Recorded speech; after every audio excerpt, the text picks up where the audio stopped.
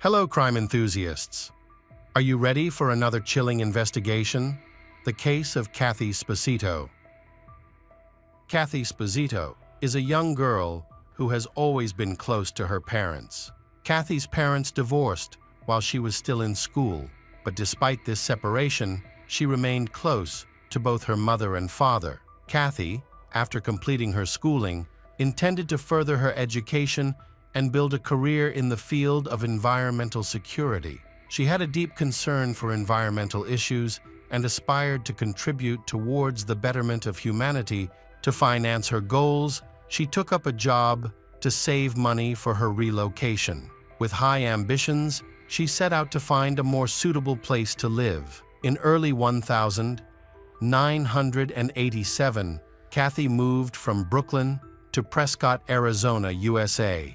The region was renowned for its scenic beauty, untamed natural landscapes, and opportunities for those seeking to fulfill their dreams. At the time, Cathy was 23 years old. In Prescott, Cathy planned to earn a degree in environmental protection while working as a waitress at a local restaurant to support herself. Cathy was determined to be financially independent and not rely on her parents for money. She rented an apartment, paid her own tuition, and prided herself on being self-sufficient. She was described as a kind, caring, and understanding person. Cathy's life was just beginning, and a bright future lay ahead of her. Tragically, her life came to an abrupt end. After moving to Prescott, Cathy decided to take a walk around the local attractions on the morning of June 13, 1987.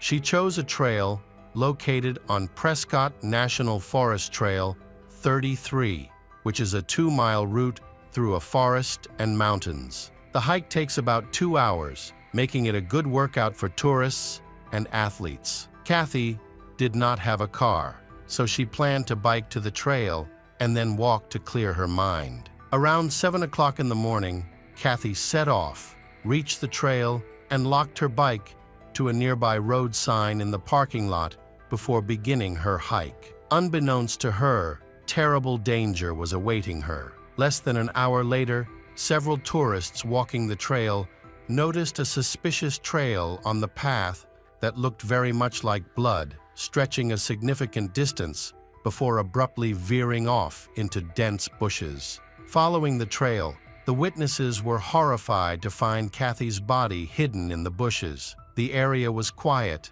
and considered safe, located just a few hundred meters from the start of the trail. The eyewitnesses immediately called the police. While waiting for police, they inspected the area and found material evidence, which they handed over to the police. Unfortunately, this may have compromised critical evidence. When police and paramedics arrived, the body was identified as Cathy Sposito, a local student. She had been the victim of a brutal attack. The crime scene was horrific. 2 large rocks with blood and hair stains were found near her body, indicating that she had been hit multiple times in the head. Additionally, marks on her face and head indicated that she had been hit with a wrench. A local tourist later picked up the wrench and gave it to the police, inadvertently contaminating the evidence. Cathy suffered a hit by bullets wound to the eye from a .22 caliber pistol and a deep stab wound to the neck. The level of violence was shocking, suggesting that the attacker did not intend for Cathy to live. The medical examiner determined that Cathy's cause of death was traumatic brain injury and subsequent blood loss. Although there were no signs of rape because Cathy was fully clothed, later reports indicated that there may have been injuries to her genitals, leading police to believe that the perpetrator may have intended to sexually assault her, but was stopped before committing the act. Abel's with her, and none of her belongings were disturbed, suggesting that robbery was not the motive behind the crime. The brutality of the attack shocked the community, raising fears that a mass attack was underway. As a result, a once peaceful area became dangerous and unsafe for all. Cathy's family and friends were devastated by her death. She appeared to have no enemies and was not involved in any illegal activities. She had a clean record with no history of mental health problems. The attack appeared random and brutal, leaving even experienced police officers baffled. 3 witnesses, children playing soccer on a nearby field next to the parking lot, reported hearing screams for help.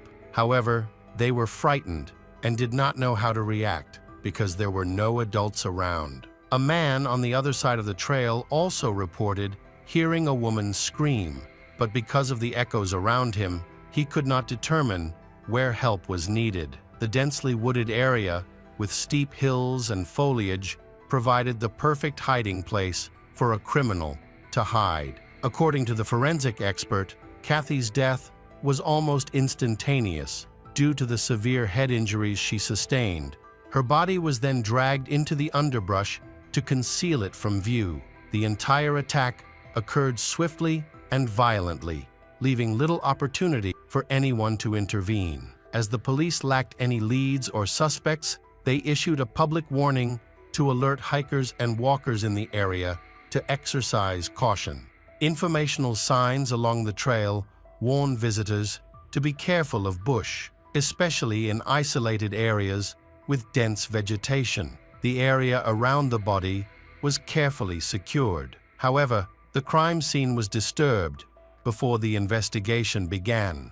Visitors who discovered Cathy accidentally trampled and contaminated the area, including potential footprints of the perpetrator. Furthermore, the first aid given to Cathy also inadvertently removed vital evidence from the body and created additional traces. The situation became worse when some tourists directly holding a wrench were discovered at the scene, leaving their fingerprints.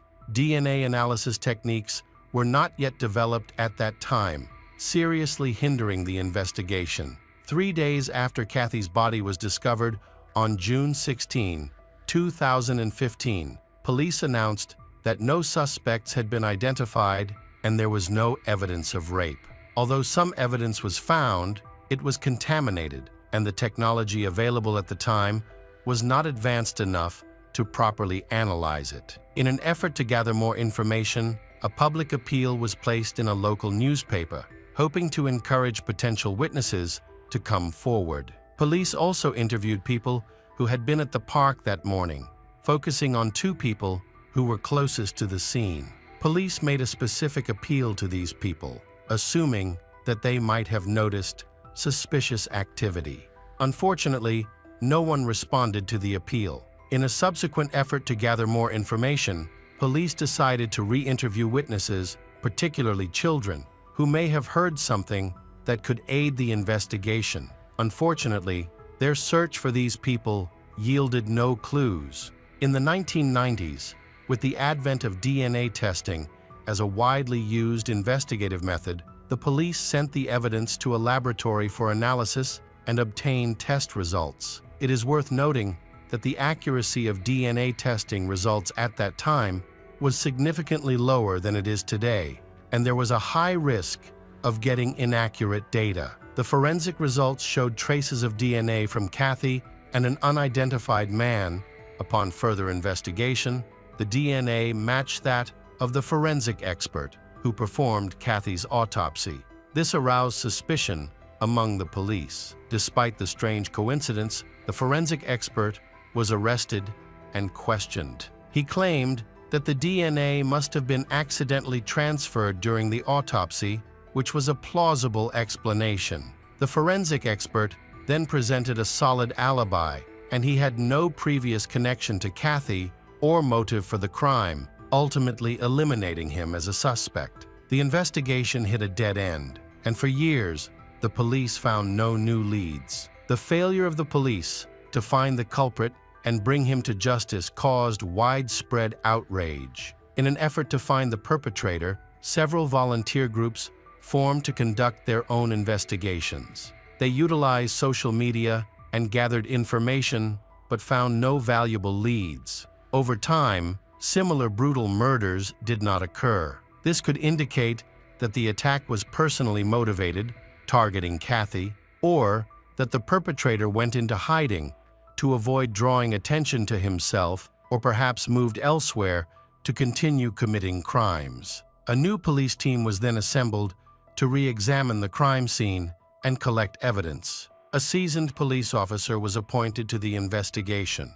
A promising lead emerged in the early 2000s. However, police attention was diverted by more recent cases that took priority, hindering progress in this case. After years of no further information came to light, Cathy's brother reopened the investigation in 2016. They returned to the crime scene, interviewed park staff and visitors, and appealed to the public for any information that might help move the case forward. Cathy's relatives reached out to her former classmates and fellow students, expressing their frustration that the killer remained at large. In an effort to reinvigorate the case, the family funded the creation of several posters that were displayed on advertising boards throughout the city. They also handed out flyers with details about the murder, aiming to inform as many people as possible in the area. The widespread use of modern communication tools,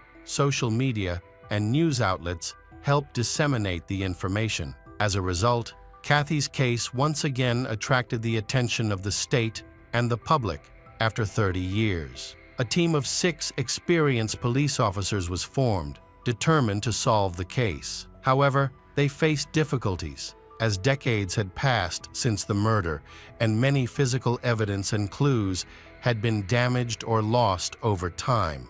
Furthermore, the team had to deal with current cases, which limited the time they could spend analyzing evidence and following up on past testimony. The sheriff announced news about the case in a 2020 press conference, and despite the initial expectation of a breakthrough, progress was slow. A year after the sheriff's announcement, the police team investigating Cathy's case focused on analyzing DNA evidence collected in the 1990s and made a major discovery.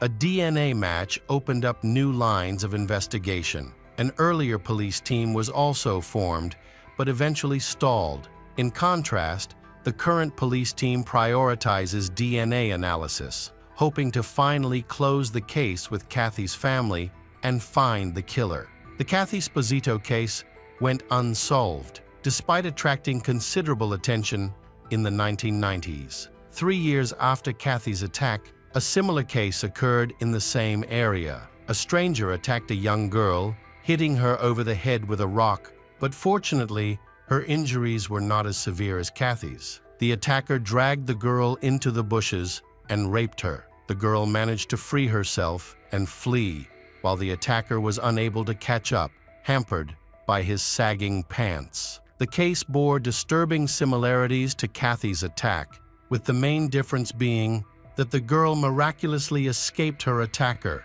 The second victim also reported her incident to the police, which led to an investigation. Although police collected DNA evidence, the case was ultimately closed and inconclusive. The victim, who wished to remain anonymous because she was still afraid of her attacker, provided a detailed description of the attacker.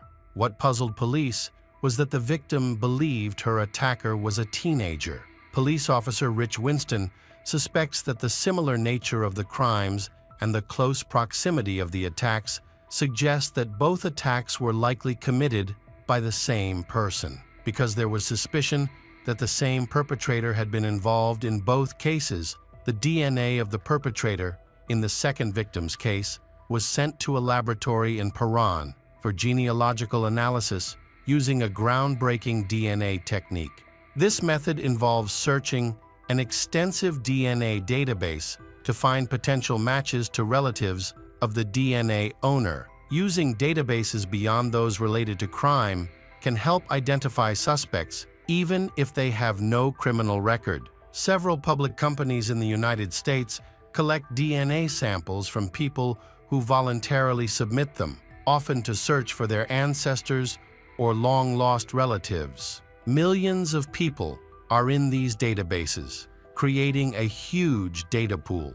Through the investigation, the list of potential suspects was narrowed down to 2: the Bennett brothers, who lived in Pret at the time of Cathy's attack. Notably, Both brothers had troubled pasts, growing up in disadvantaged environments and having had previous run-ins with the law.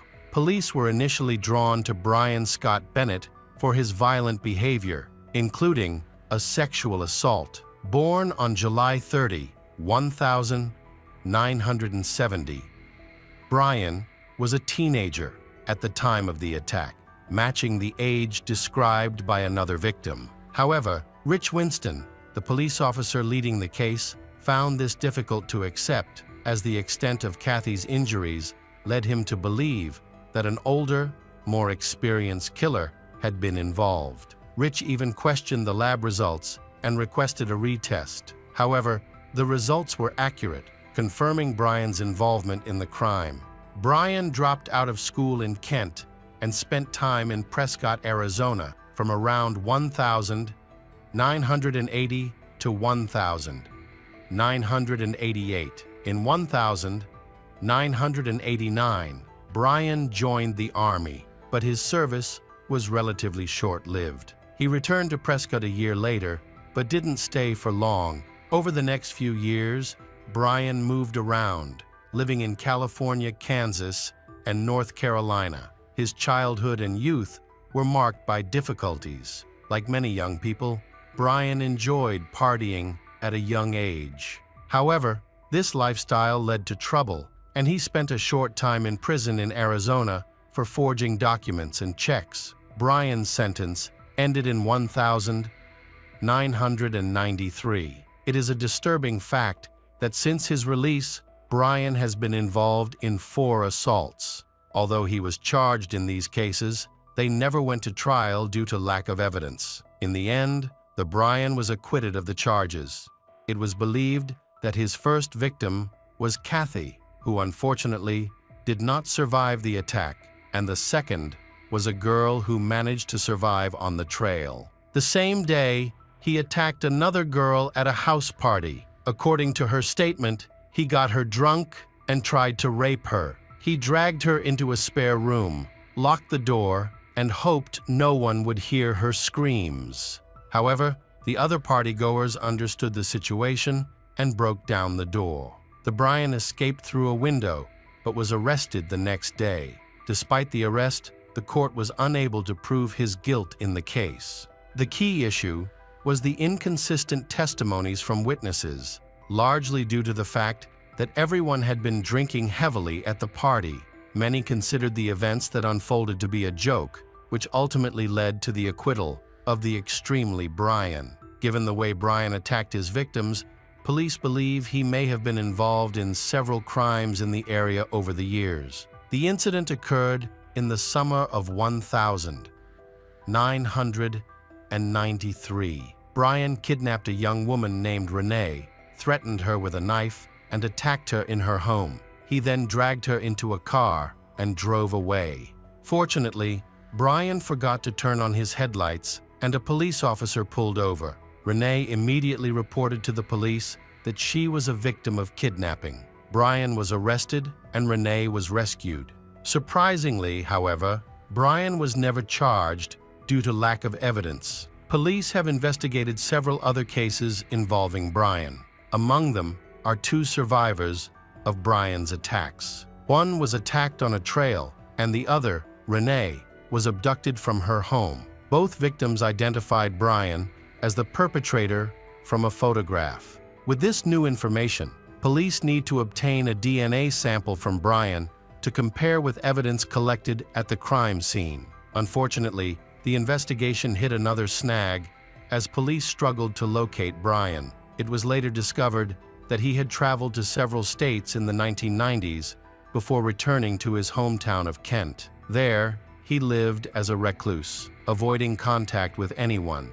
Tragedy struck when neighbors reported a suspicious odor coming from Brian's apartment, and police found Brian dead in his home. It turned out that Brian had taken his own life about 6 months after the attack on Renee. With no suicide note or expression of remorse for Brian's heinous crime, the police continued to pursue justice. In November 2012, Brian's body was exhumed and DNA samples were collected. The results released in March 2013, were conclusive. The sample matched DNA evidence from the crime scene, proving that Brian Scott Bennett was responsible for Cathy's death. Finally, after 36 long years, the case was closed, bringing relief to all those hoping for justice. Welcome back, mystery lovers. Today's case is going to keep you on the edge of your seat. The case of Christy Giles. Christy and her friends attended a Halloween party at Soho House, West Hollywood, and had a fantastic time. After the party, however, Christy and her friend Hilda didn't go home. Christy Giles, born November 5, 1997, grew up in Mount Olive, Alabama. She is extremely beautiful and intelligent, attracting attention wherever she goes. Christy was the runner-up in the Miss Alabama beauty pageant. At the age of 14, she signed her first modeling contract, gaining financial independence from her parents. At the age of 18, she moved to Los Angeles, California after being recruited by a famous modeling agency. By the age of 24, she had become a successful model, appearing in fashion magazines and advertising for major brands, while also exploring acting. Christy is very close to her parents and sisters. In 2019, Christy met Jan and married him on August 31, 2020. They are a loving couple and her husband owns a candy store.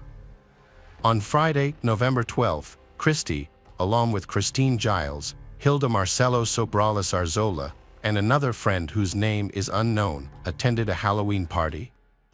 Jan was away in San Francisco for the weekend and couldn't join them. After the party, Christy and Hilda did not return home. At around 5 p.m. on Saturday, Christy's body was found dead on the sidewalk outside a Culver City hospital where she had been left. 2 hours later, Hilda, 26, was found outside another hospital, still alive and in critical condition. Her family traveled from Mexico to be by her side, hoping she would recover. Sadly, there was no miracle. Hilda was declared brain dead 2 weeks later and taken off life support. Her organs were donated, allowing part of her to continue living. Hilda, who is from Mexico, graduated with honors and landed her dream job as an interior designer in Los Angeles. A third friend who attended the party with Christy left early and was not injured. Preliminary autopsy results indicate the girls died of an overdose of illegal substances. Toxicology reports found a mixture of drugs in their systems, but no signs of a physical struggle. It is unclear how the drugs entered their systems, as both girls said they lived healthy lifestyles. Initially, Los Angeles police believed the girls had voluntarily taken the drugs, leading to their overdoses. However, after interviewing a friend of Christy and Hilda, their views changed. The friend mentioned that the girls had met several men at the party, and that the men had invited them elsewhere. She described the group as 4 men in their 40s and 1 woman. 2 men act indecently, running around shirtless as if they are on drugs, while a third man, who appears sober, focuses on Hilda. A 4th man and a woman appear to be a couple. This group stands out at the party because of their age. Initially, the woman compliments Christy's friend, leading to an introduction to the men. Feeling uncomfortable, Christy's friend left the party with her brother an hour after the group arrived. Surveillance footage revealed 3 masked men dropping the women's bodies at separate hospitals before fleeing. Christy's husband, Jan, was deeply saddened by her death, as she had never used drugs, especially since her cousin had struggled with addiction and a close friend had died of an overdose. Jan suspected her drink had been spiked. At 12 o'clock, Jan tracked her phone to an apartment building at 8641 West Olympic Boulevard in Los Angeles, where the girls reportedly attended a party. Her phone was still there at 1:30 a.m. The police discovered that the building had only 7 apartments and identified which one hosted the party and who invited the girls. It was David Pierce's apartment. He claimed the girls took drugs voluntarily, but he has no information about what happened to them. Recently, it was reported that the police interviewed David's neighbors. They mentioned hearing strange sounds, like cries of pain, coming from his apartment on Saturday throughout the day. They also noticed that many people frequently visited his place, often making noise. Other bones from the first party also saw David with friends at the party, and they behaved strangely. After Jen shared Christy's story on social media, he received numerous messages from other girls who had similar experiences involving these men. They reported being taken from parties, drugged, and raped, though all the girls survived. Out of fear, they did not report it to the police. Christy's father was a military officer who served in Iraq and trained his daughters in self-defense.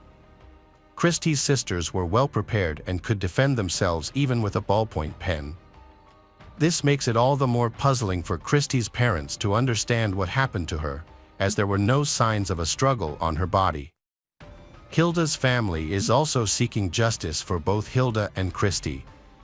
Hilda's parents are confident that their daughter did not willingly consume any illegal substances. They had taught her about the dangers of drugs. Hilda was an active person who loved sports and hiking. Her family believes that the girls were forcefully given drugs with the intent of assaulting them, but the perpetrators overdosed them by mistake. What angered the parents was that instead of taking Hilda and Christy to the hospital to save them, the men chose to abandon them.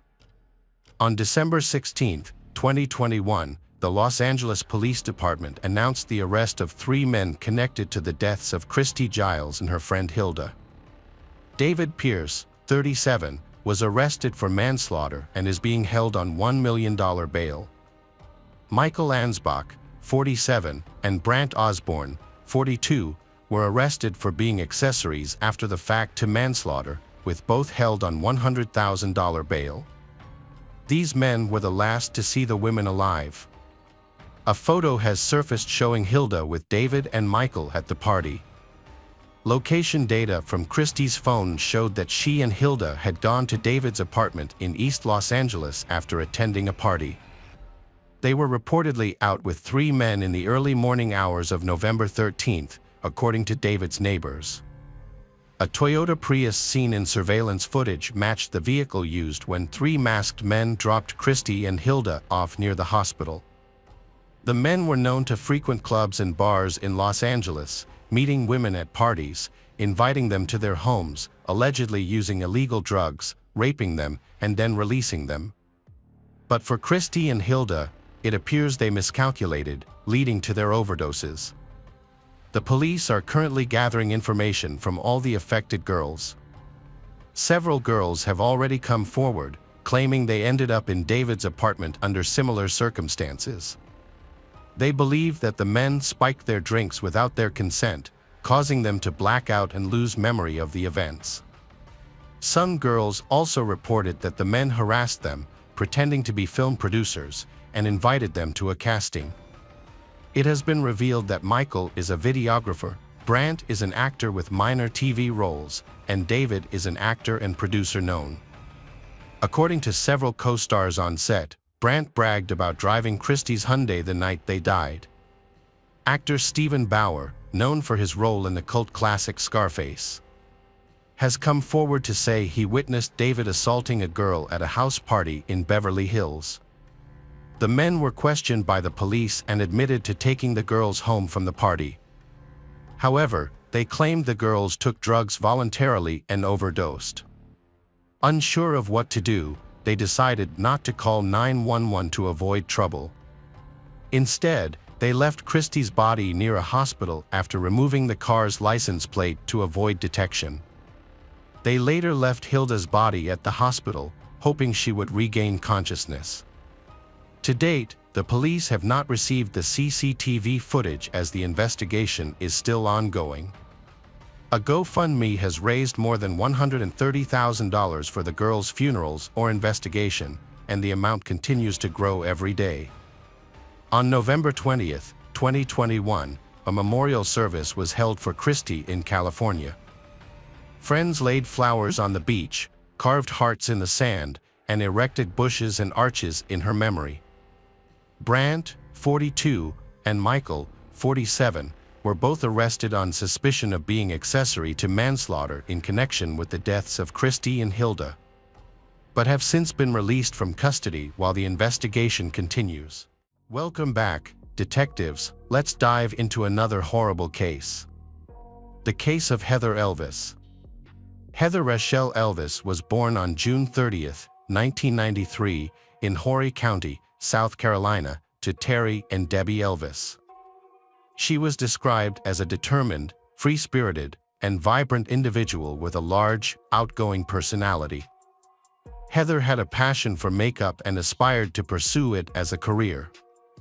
A talented, cheerful 20-year-old girl, she actively shares her thoughts and interests on social networks. Heather is known to be somewhat rebellious, living life her own way without regard for other people's opinions. After graduating from St. James High School in Maules Inlet in 2011, eager to experience her independence, Heather's parents allowed her to move into an apartment in Myrtle Beach with her best friend Brianna. To make ends meet while studying cosmetology, Heather had two part-time jobs, one at the House of Blues in North Myrtle Beach and another at a Scottish-themed restaurant called the Tilted Kiln in Myrtle Beach. She had a good job, great friends, a very close-knit family, and everything in her life seemed to be in order. However, she had secrets her family didn't know about and wouldn't discover until it was too late. On a warm summer afternoon in 2013, while Heather was working her usual shift at the Tilted Oven, she caught the attention of an older man, who was the maintenance worker, Sidney Moore. Sidney was a 37-year-old man, married with 3 kids. His wife, Tammy, was a 40-year-old stay-at-home mom who worked part-time as a travel agent, and they had been married since 1997. Sidney had his own maintenance business and would often come in to repair things in the restaurant's kitchen. Heather had a crush on Sidney, even though he's much older than her, and the two have had some innocent flirtations at work. Heather would confide in her friend Brianna about the things he would say to her and how smitten she was with him. Heather was deeply in love with Sidney. She confided in her sister about their strong feelings for each other and their plans for a future together. Heather was aware that Sidney had a wife, but he told her their marriage was open and that he no longer loved his wife, Tammy. Sidney even claimed Tammy had a boyfriend and they were staying together only for financial reasons and their children. As a young and naive person, Heather believed everything Sidney told her. Her friends did not approve of her relationship because he was 17 years older than Heather. In addition, Sidney had been married for 15 years to his 40-year-old wife. The affair was no secret at Heather's workplace, and she often faced ridicule from her colleagues.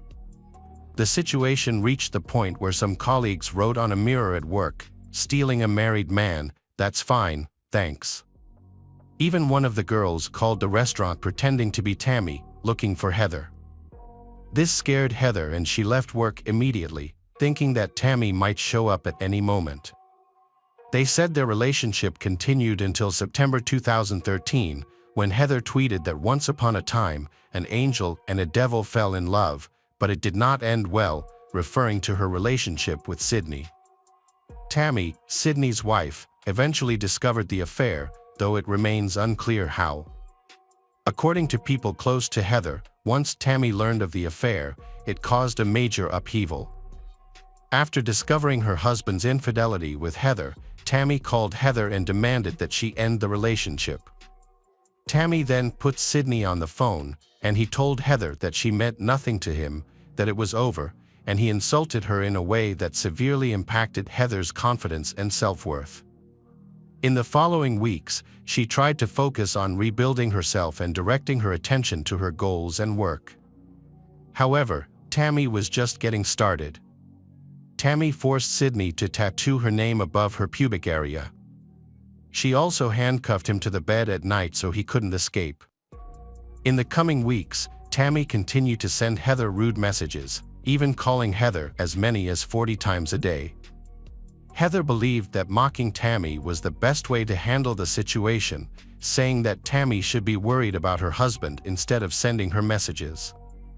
Tammy then followed up by sending a photo of herself and Sydney together in bed. Heather responded a few days later, on November 1st, saying that she thought Tammy was obsessed with her and that she no longer needed to worry about Tammy. On November 5th, Tammy replied that Sydney no longer had a phone, referring to Sydney's lack of a phone, which prevented him from communicating with her. Tammy also tries to get Heather fired from Tilted Kilt, calling the restaurant every day and telling them that Sydney won't fix things anymore as long as Heather works there. Heather informed Sydney that she wanted Tammy to stop calling the restaurant, as Tammy's frequent calls had caused Heather to lose hours of work and be sent home. Heather and Sydney last saw each other on November 5th after they had agreed to end their relationship. After suffering a broken heart, Heather remained determined to move forward. Those around her noticed how she had regained her smile. Things started looking up when she was offered a job at a beauty salon, bringing her closer to her professional dream. As for Tammy's messages and calls, Heather got used to ignoring them, hoping that eventually Tammy would get bored and leave her alone. On November 19th, Sydney and Tammy purchased a brand new black Ford F-150 and drove to California with their children to visit Disneyland as a way to rekindle their romance. The trip lasted for 3 weeks. Meanwhile, despite Heather's life taking a turn for the better, those around her soon started to notice that she was gaining weight. This was evident to the extent that she had to be given a new, larger uniform at work, as her usual one no longer fit.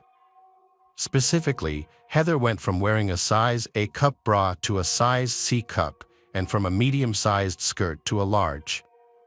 These changes are typically associated with pregnancy. Heather took a pregnancy test at work, but the results were inconclusive. While it was widely believed that Heather was pregnant, given the changes in her physical appearance and her intimate relationship with Sydney, the exact status of her pregnancy was uncertain. Despite this, Heather's confidence was returning, and she had arranged a date with a man closer to her age, with whom she had been conversing for some time. The situation seemed promising for Heather. It was December 17, 2013, when Heather headed out for her date. They didn't have any specific plans and were eager to get to know each other better.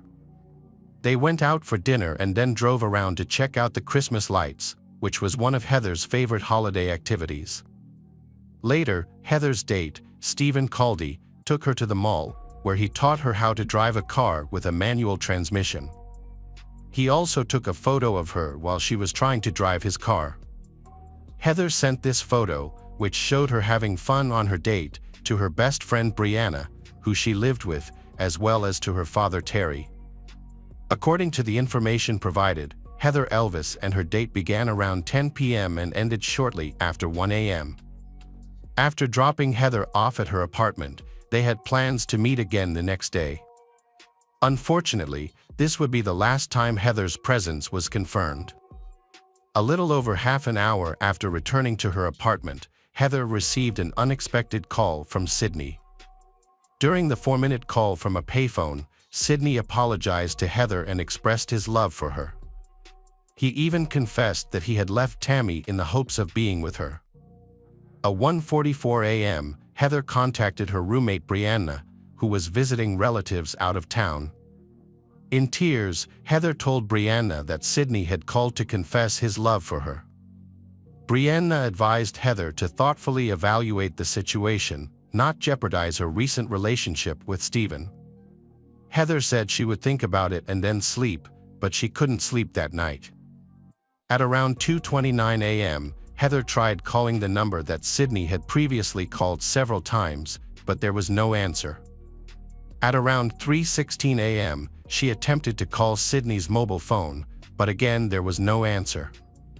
Unwilling to give up, Heather called Sydney's mobile phone once more, and this time, the call lasted just over 4 minutes. The content of this phone conversation is unknown. After the call, Heather got into her car and drove to a place called Peachtree Boat Landing, which is located approximately 3 miles from the house of Sydney and Tammy. At 3:38 a.m., Heather arrived at the Peachtree dock. She tried to contact Sydney's phone again, but got no response. She made follow-up calls at 3:39 a.m., 3:41 a.m., and 3:46 a.m., but Sydney still didn't answer. While Heather was trying to meet Sydney, 2 security cameras captured a black Ford F-150 pickup, similar to the one owned by Sydney and Tammy, heading from the direction of their house towards the dock. The following day, a local police officer patrolling the area found Heather's car, a green Dodge Intrepid, parked at Peachtree Landing, on the banks of the Waccamaw River. After verifying the license plate and discovering that the vehicle was registered to Heather's father, Terry Elvis, the officers went to Heather's parents' house.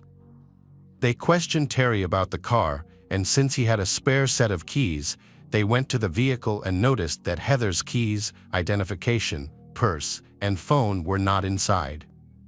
The police allowed Terry to search the vehicle and then let him take it home. Terry repeatedly tried to call Heather, but the calls went straight to voicemail.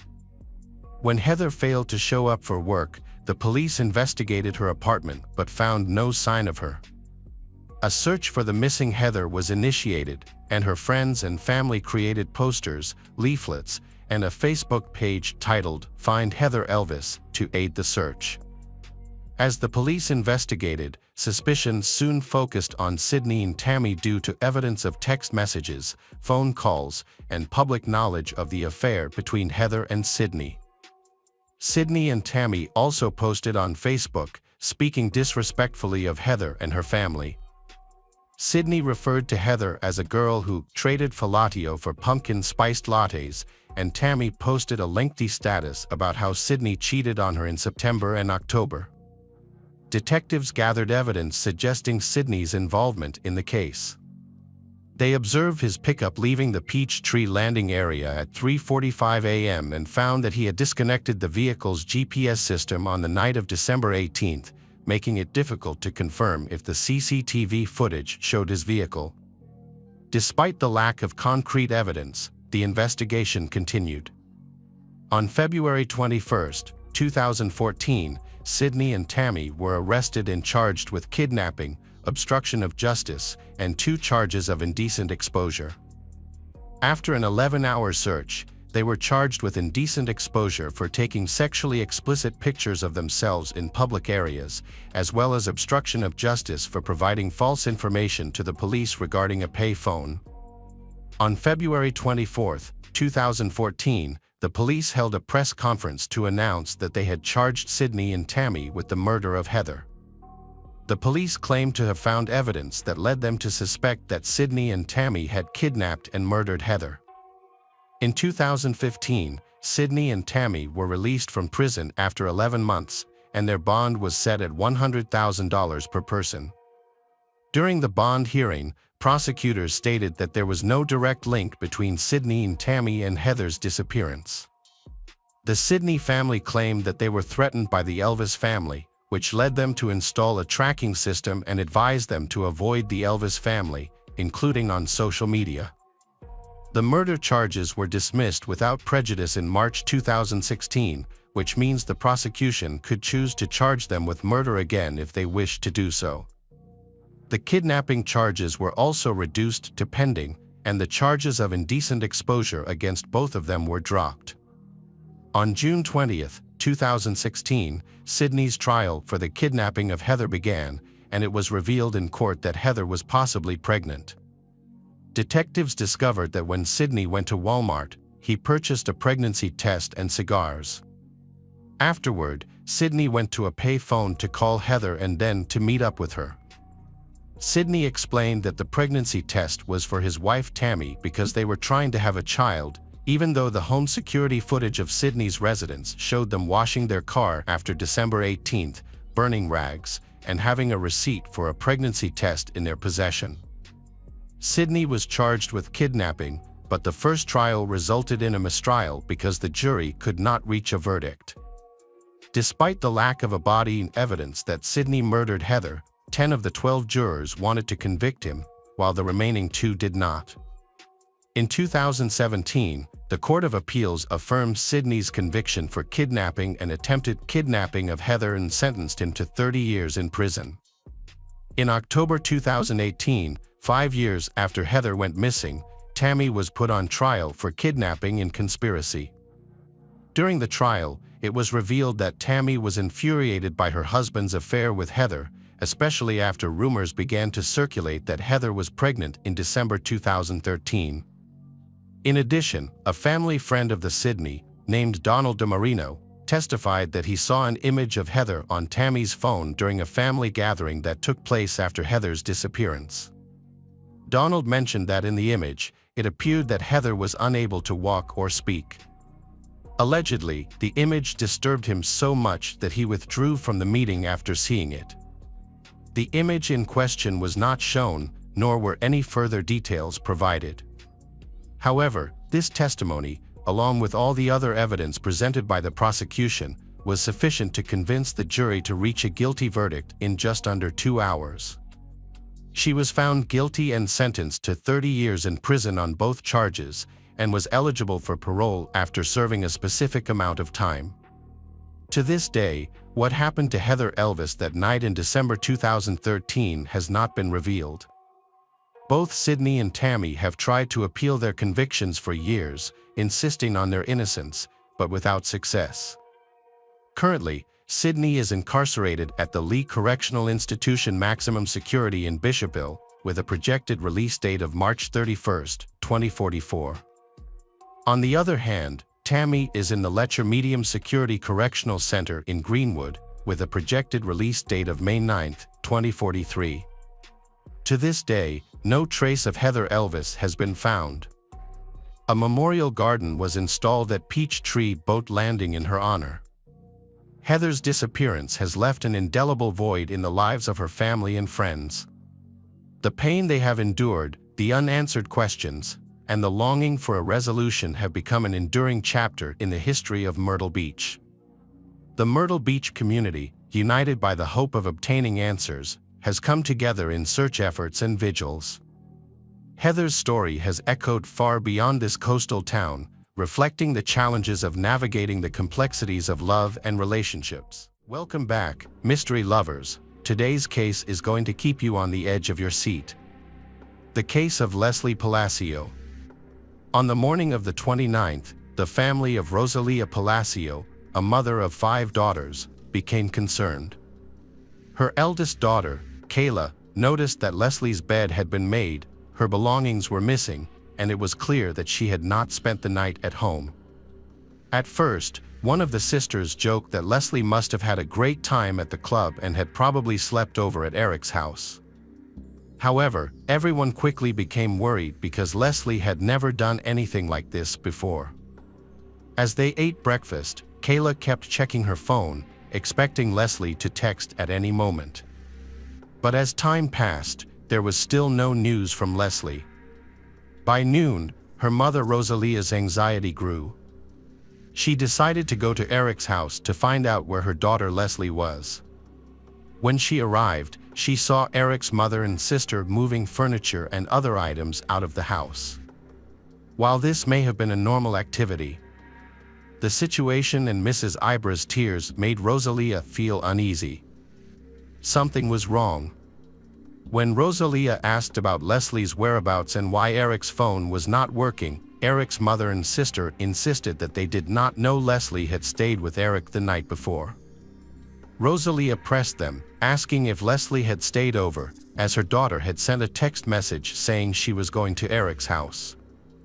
When Eric's family denied this, Leslie's family began to realize that something was really wrong. Leslie's sister began searching for her by calling local hospitals and looking up accident reports from the past 24 hours online.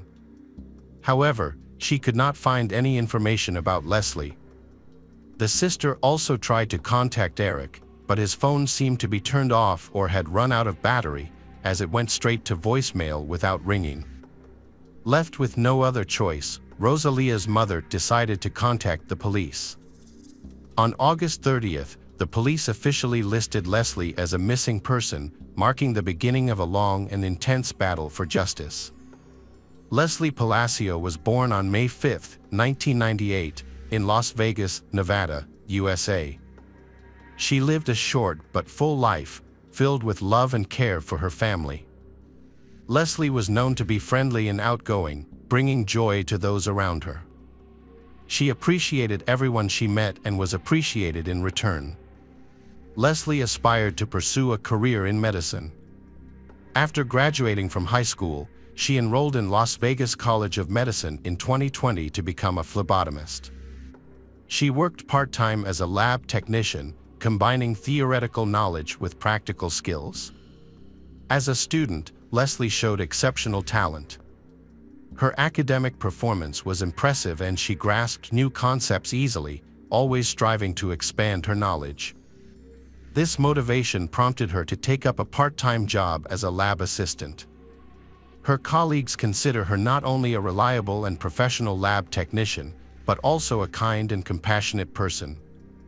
Leslie's responsibilities include conducting a variety of analyses and tests, but for her, this job is more than just a job requirement.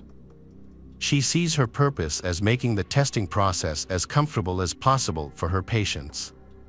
Her caring and patient nature creates an atmosphere of trust that puts even the most anxious patients at ease.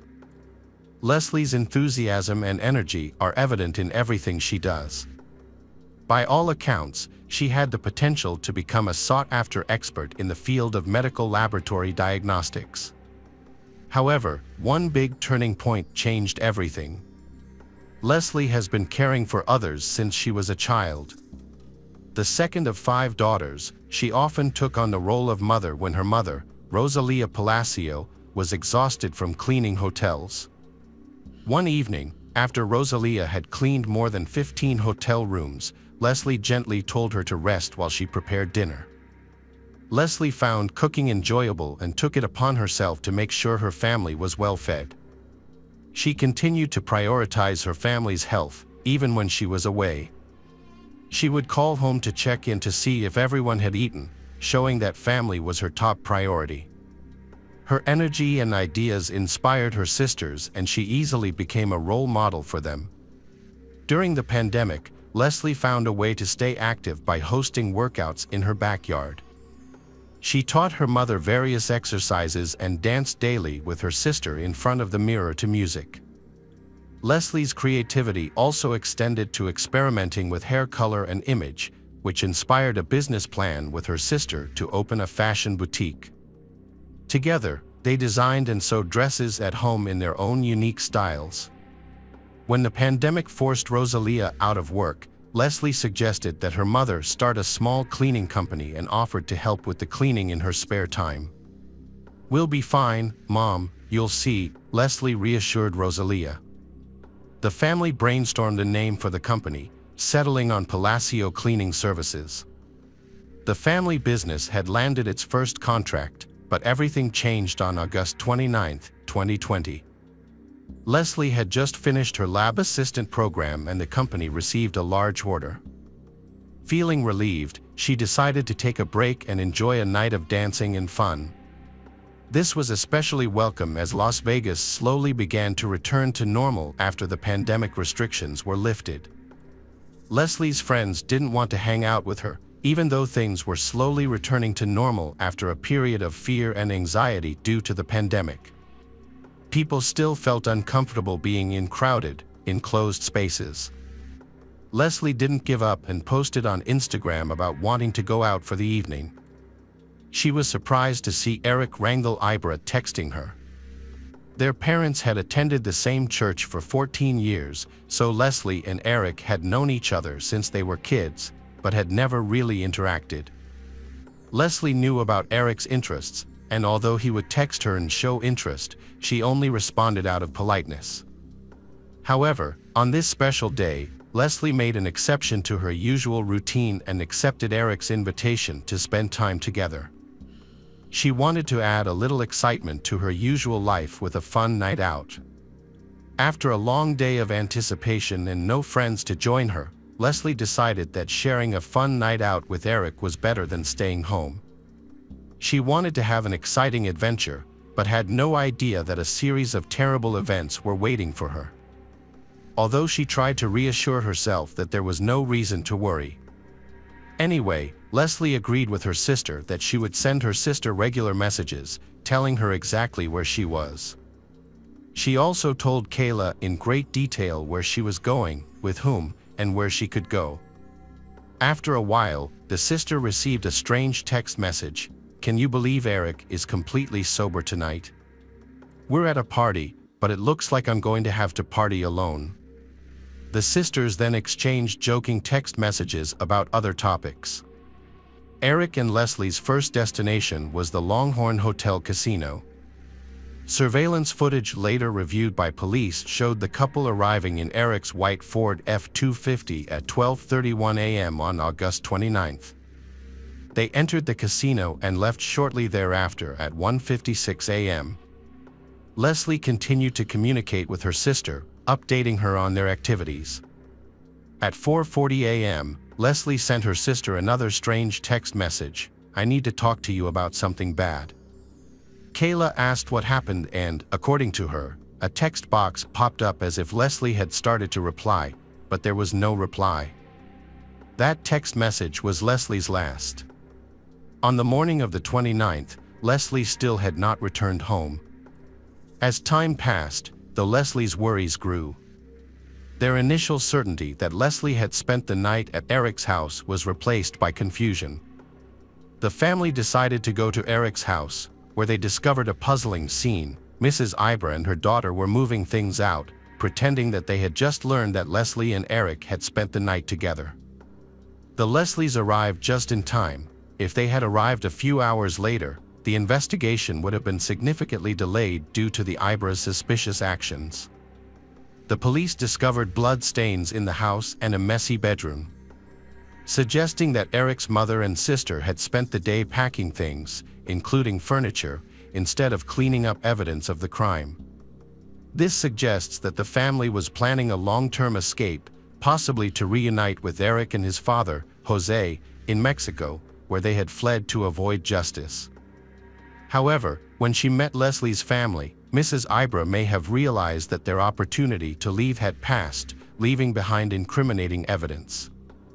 In a state of panic, Eric's mother and sister began to deny any knowledge of Leslie and Eric's evening together.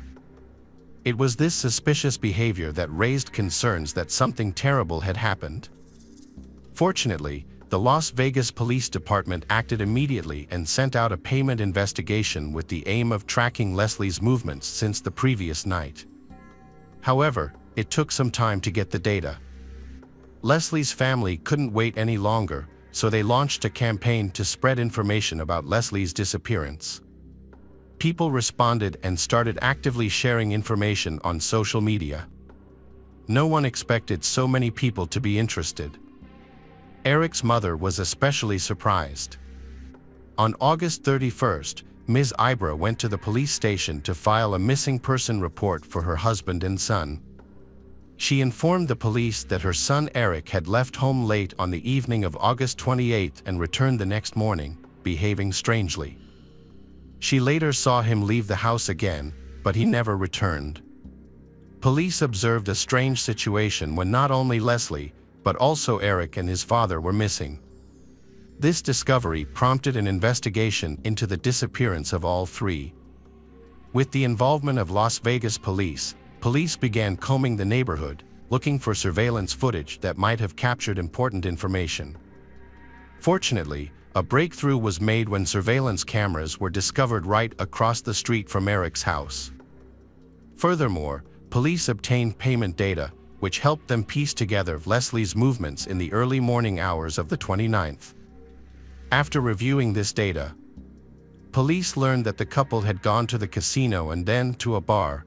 Arriving around 2:15 a.m., Leslie's cell phone was left at the bar, and records showed that she left around 5:50 a.m. Shortly thereafter, at 6:05 a.m., Eric's car was seen pulling up in front of their house on neighborhood cameras. Eric helped Leslie out of the car and into the house, and it was clear that she was intoxicated. Then, at 7:25 a.m., Eric and his father Jose were seen carrying Leslie's body, wrapped in a sheet, out of the house and placing it in the trunk of their car. Eric then drove away, while Jose used a hose to clean the driveway. These actions suggested that Eric and Jose were not missing, but rather were trying to escape justice. After reviewing the footage, police obtained a search warrant for Eric's home. During the search, police found significant additional evidence that Leslie had not left the house voluntarily.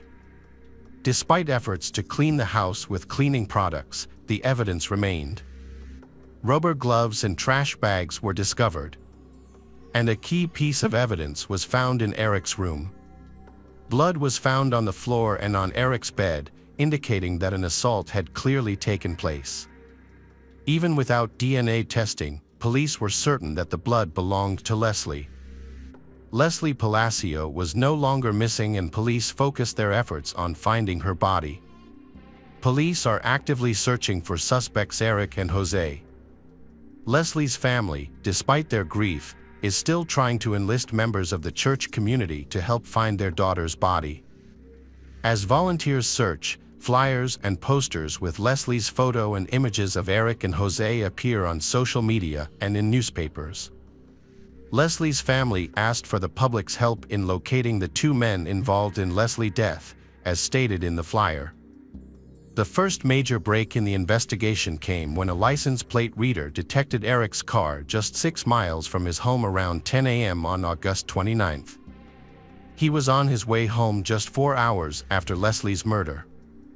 This new information led police to conclude that Eric's potential hiding spot was within a 4-hour drive of his home, possibly near the Nevada-Arizona border or the Charleston Peak area, a vast area of land. Police desperately needed more information to pinpoint a specific location. Fortunately, a gas station 40 miles north of Las Vegas captured footage of Eric's car leaving the freeway heading toward Valley of Fire National Park. The car returned 20 minutes later with mud on its tires. The discovery focused the search within a 20-mile radius of the gas station.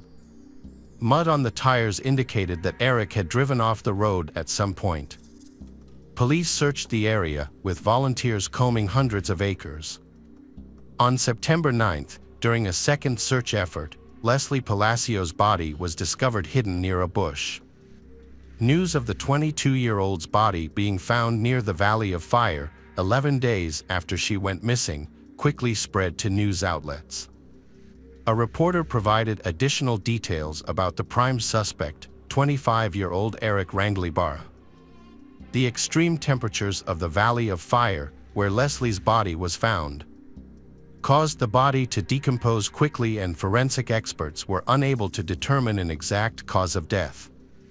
Locals were horrified and scared by Leslie's death. Some were afraid to go out because they constantly thought of the criminals involved in the murder. The day after Leslie's body was discovered, on September 10th, a large group of friends, relatives, neighbors, and people in the area gathered to remember Leslie. They placed candles from the night vigil outside Leslie's home and expressed their desire for the person responsible for her death to be held accountable. However, the pursuit of justice was not over. A significant breakthrough occurred when Eric's car was discovered in Moreno Valley, California. Police then contacted Eric's cousin, who revealed that he had driven Jose and Eric to San Pedro, where they were believed to have planned to cross the border into Mexico. Due to jurisdictional issues, the Las Vegas Police Department sought assistance from the FBI to further investigate the case. The investigation stalled until January 19, 2021, when Eric's father, Jose, turned himself in at the border. This development brought significant relief, as one of the fugitives was finally apprehended. Jose was quickly extradited to Clark County, where he faced charges of destroying evidence and being an accessory to murder. During questioning, Jose attempted to minimize his involvement in the crime, telling a story about his son's trip to Mexico on the morning of August 29th. However, police, shown surveillance video footage, dismissed his false claims. Footage clearly showed him helping carry Leslie's body out of the house and washing the driveway. Confronted with the evidence, Jose changed his story. He said he was working in the garage when Eric carried Leslie's body, wrapped in a sheet, into the garage. According to Jose, he panicked and helped his son put the body in the truck, assuming that Leslie had died of an illegal drug overdose. Court records show that Jose initially told police that Eric claimed Leslie died of an illegal drug overdose. Jose also said that Eric expressed a desire to end his life, blaming himself for Leslie's death, and that Jose's father thought it best to take his son to Mexico. When asked about Eric's current location, Jose explained that they had entered Mexico and boarded a bus, but the bus was stopped and searched by Mexican police. This caused them to become frightened and separate. As a result, Jose claimed that he wanted to help with the investigation but did not know where his son was. On June 18, 2021, Jose Ibarra pleaded guilty to tampering with evidence and being an accessory to murder. Despite the seriousness of his crimes, he was sentenced to only 2 years in the Clark County Detention Center. This lenient sentence shocked and outraged Leslie's family and the community. Jose Ibarra attended the trial online, while Leslie's family and friends attended in person. They asked the judge to impose a harsher sentence, arguing that 2 years was not enough for someone who helped dispose of the body and hide the perpetrator. Jose Ibarra apologized to Leslie's family, saying that his love for his son had clouded his judgment. He expressed remorse for his actions, but Leslie's family did not accept his apology. They were still not satisfied, as Eric's whereabouts were still unknown and he continued to live freely in Mexico. Jose was released from prison on April 28, 2022, after serving 8 months and 15 days. This development outraged Leslie's family, who felt that justice had not been served. Their lawyer, Ophelia Markarian, expressed her frustration, saying it was unfair that the prime suspect was still at large while a person involved in the cover-up of the murder was freed after a short sentence. Leslie's case highlights significant flaws in the justice system, raising concerns about the fairness of how serious crimes are handled. The Leslie family is committed to fighting to change Nevada law to ensure that those involved in the murder face prison terms longer than the current 2 years. They are determined to find the perpetrators, prosecute them and punish them appropriately in the United States. Ophelia Markarian is using media interviews to reach out to anyone with information about Eric's whereabouts in Mexico, calling for justice for the Leslie family, even if it is only a small part. Hello, crime enthusiasts, are you ready for another chilling investigation? The case of Candy Rogers. Candace Rogers, also known as Candy, was born on July 18, 1948, was either. After her birth, her parents divorced, but her father remained in the same city, allowing Candy to spend time with him regularly. As a child, she enjoyed the outdoors, often going for walks and playing with her dog. She also dreamed of joining the Campfire Girls, a girls-only organization similar to the Boy Scouts. In 1959, Candy joined the Campfire Girls at the age of 9. One of the organization's activities was selling mints door-to-door. On Friday, March 6th, she planned to sell mints after school. After returning home, having dinner, and playing with her dog. Then she took about 8 boxes of mints and headed out. Candy had planned to walk around her neighborhood and sell sweets to the people living nearby. To ensure that the other girls selling sweets in the area didn't overlap, each girl was assigned specific streets to visit. However, when Candy failed to return home by her expected time of 6 p.m., her mom started to worry. Candy's mom and grandfather set out to search for her, but they couldn't find her anywhere in the neighborhood. As darkness fell, the search party grew, with family, friends and neighbors joining in to help. Despite their combined efforts, they were unable to find any sign of Candy. Convinced that something was wrong, Candy's mom decided to call the police. As the police joined the search, they began by questioning the neighbors.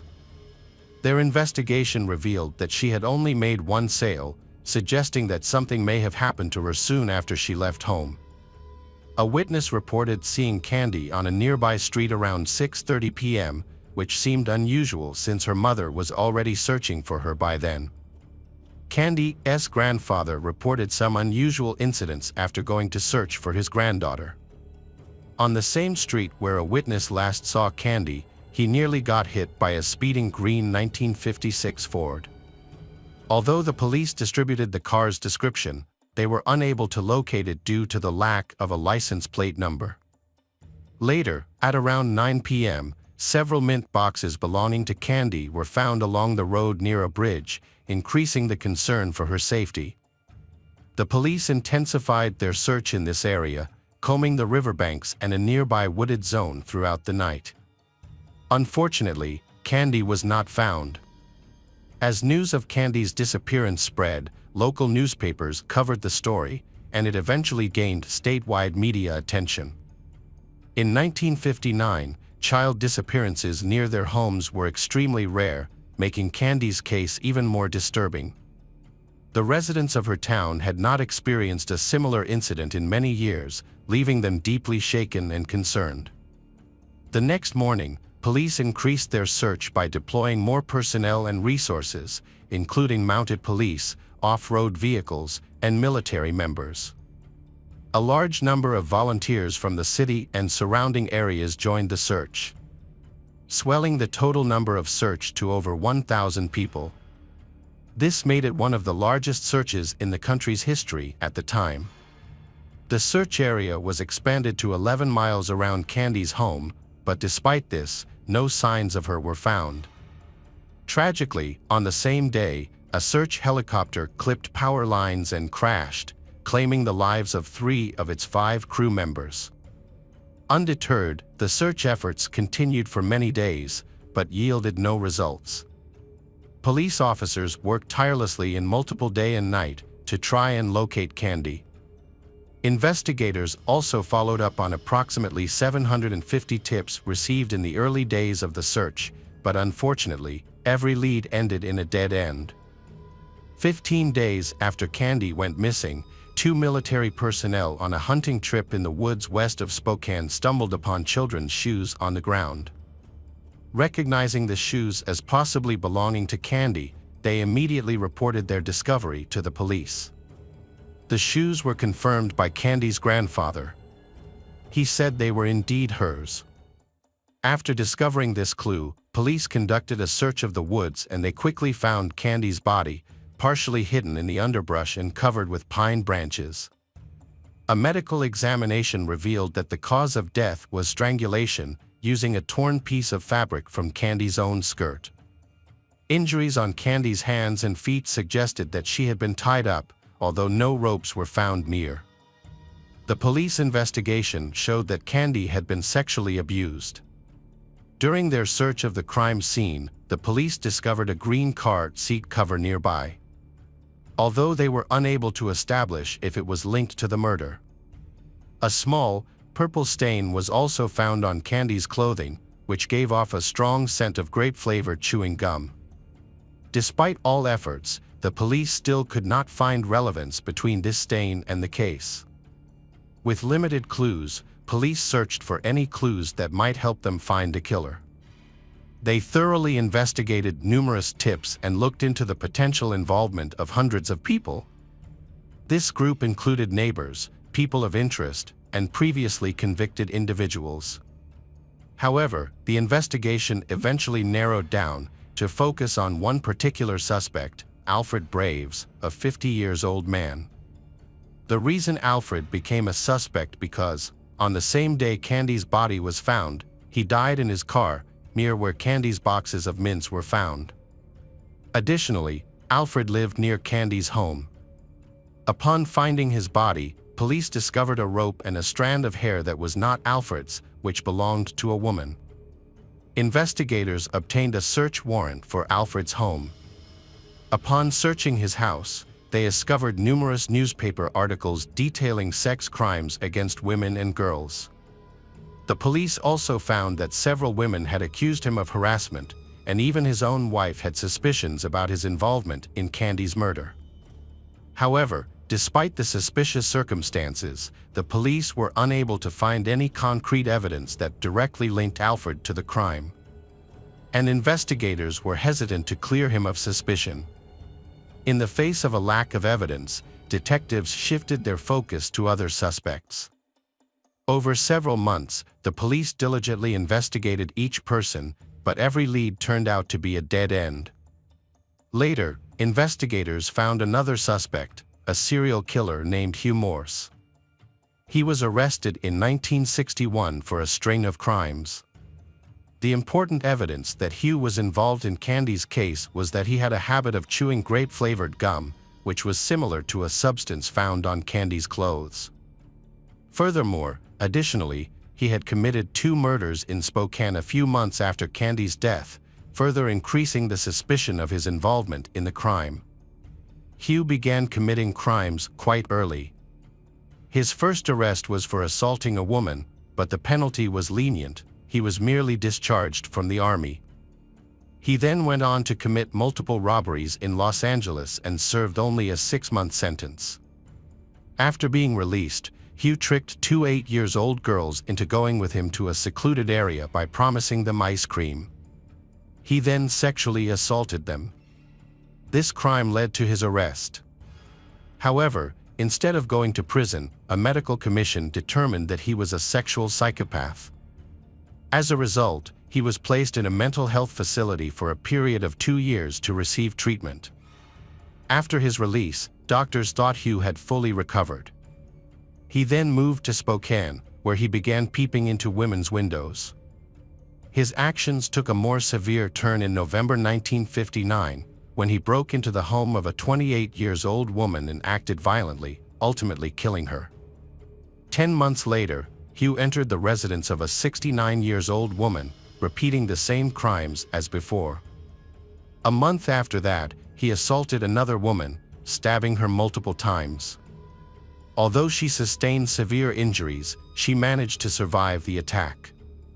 After escaping the city, he continued a devastating crime spree over several months, brutally attacking and sexually assaulting numerous women and girls with a knife, ultimately claiming the lives of 2 more victims. To evade capture, Hugh constantly moved from city to city and state to state, until the FBI intervened. He was eventually added to the list of the country's 10 most wanted fugitives, which ultimately led to his capture. Hugh received multiple life sentences, but his troubles didn't end there. He attempted to end his life in his cell. Fortunately, the guards intervened in time and saved him, allowing him to continue serving his sentence. Detectives in Candy's case visited Hugh in prison multiple times, trying to gather information about the case. Despite repeatedly denying any involvement, he took a polygraph test to prove his innocence. The test results suggested he was telling the truth, but these results are considered unreliable and therefore cannot be used as evidence in court. At the time of the murder, Hugh lived in Spokane, and furthermore, he had a criminal record of similar incidents that made investigators suspicious. They initially considered him the primary suspect due to he familiar with this neighborhood. But he consistently denied any involvement. Although they suspected him, they did not have enough evidence to conclude his involvement in the crime. The police then shifted their attention to another suspect, 49-year-old Howard Barnett. He was arrested in February 1960 for allegedly molesting a minor girl.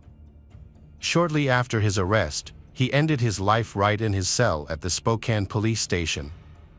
Hugh wrote a cryptic message in his own blood on the wall before his death, stating, "He have a sin before the Lord." However, it wasn't until after he passed away that his wife became aware of his arrest. She then asked the police if they thought Hugh might have been involved in Candy's death. Despite several investigations, no concrete evidence was found to connect Hugh to the crime. The police continued to pursue new leads over the years, looking into other possible suspects. A woman came forward with information, stating that on the day of Candy's disappearance, she saw a green car following her. police reopened the case multiple times but were unable to gather evidence linking the green car or any other. The case was reopened periodically over the years but always hit a dead end. The investigation into Candy's murder was complicated by numerous false confessions. 13 individuals came forward claiming to be the killer, but when questioned by the police, they couldn't provide any details that only the real killer would know. Instead, they simply repeated details they had read in the newspapers. The police department changed personnel a lot during the investigation. However, none were able to solve the case, allowing Candy's murder to remain one of the state's most notorious and baffling crimes. The crime had a profound impact on the local community, leading many parents to reevaluate their perception of safety and ultimately changing the way they supervised their children's outdoor activities. In the early 2000s, the case was reopened, and a new detective used modern technologies to help with the investigation. Fortunately, the police had collected and preserved crucial evidence in 1959, which allowed experts to take another look.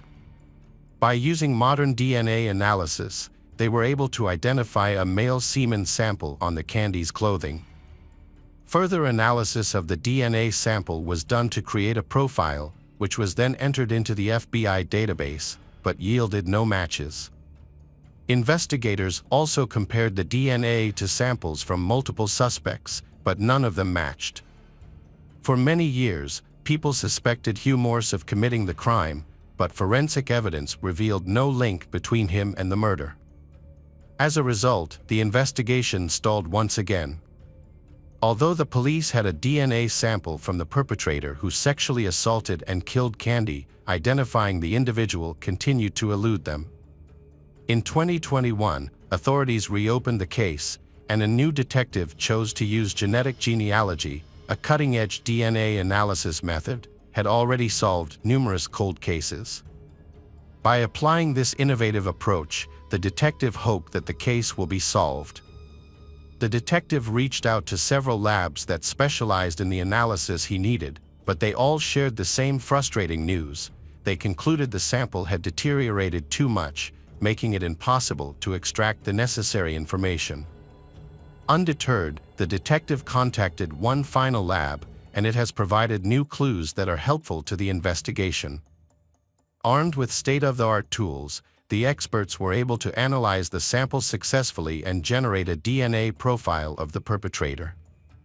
This profile was then uploaded to genealogical databases, allowing investigators to begin searching for the DNA owner's relatives. After carefully examining thousands of individuals, then they narrowed down their focus to one specific family. Upon investigating this family, the investigators discovered that the DNA sample likely came from one of 3 brothers, but all 3 brothers had passed away. However, one of the brothers had a living daughter. The police reached out to her about the possibility that her father might have been involved in the murder. Despite her initial shock, she agreed to cooperate with the investigation. The woman provided a DNA sample, which was compared to the semen found on Candy's clothing. The results confirmed that she was closely related to culprit, who left the DNA evidence on Candy's clothing. Based on this new information, the police obtained a court order to exhume the woman's father's grave. DNA experts extracted a DNA profile from his remains and compared it to the semen found on Candy's clothing. After a 62-year wait, the results revealed a definitive match between the DNA from the woman's father and the semen found on Candy's clothing. This confirmed that the perpetrator was a man named John Ryhoff. John Ryhoff was not initially identified as a suspect following Candy's murder. However, detectives later investigated his biography and found links to other crimes. At the time of the murder, John was 20 years old and lived within a mile of Candy's house. He was also stationed at an army base near where her body was discovered. 2 years after the murder, John committed another crime when he attacked a woman, binding and sexually assaulting her, then attempting to kill her. The woman managed to survive the attack. As a result of the assault, John was arrested and sentenced to 6 months in prison. He also received a dishonorable discharge from the army. Upon his release from prison, John started a family and has 4 children, 2 sons and 2 daughters. He kept a low profile and appeared to be living an ordinary life, working multiple jobs. One of these jobs was at a food packaging plant, where he suffered a severe chemical burn to his face and leaving a scar. John finally ended his life in June 1970, at the age of 31, leaving no note or explanation. The authorities determined that the victim, Candy, may have known her killer, John. Candy's friend, who was 10 years old at the time of the murder, was revealed to be the killer's sister. Years later, she recalled how she cried in her brother's, John's arms after learning about Candy's death. Unaware that he was the person responsible. Sadly, Candy's parents did not live to see their daughter's case solved.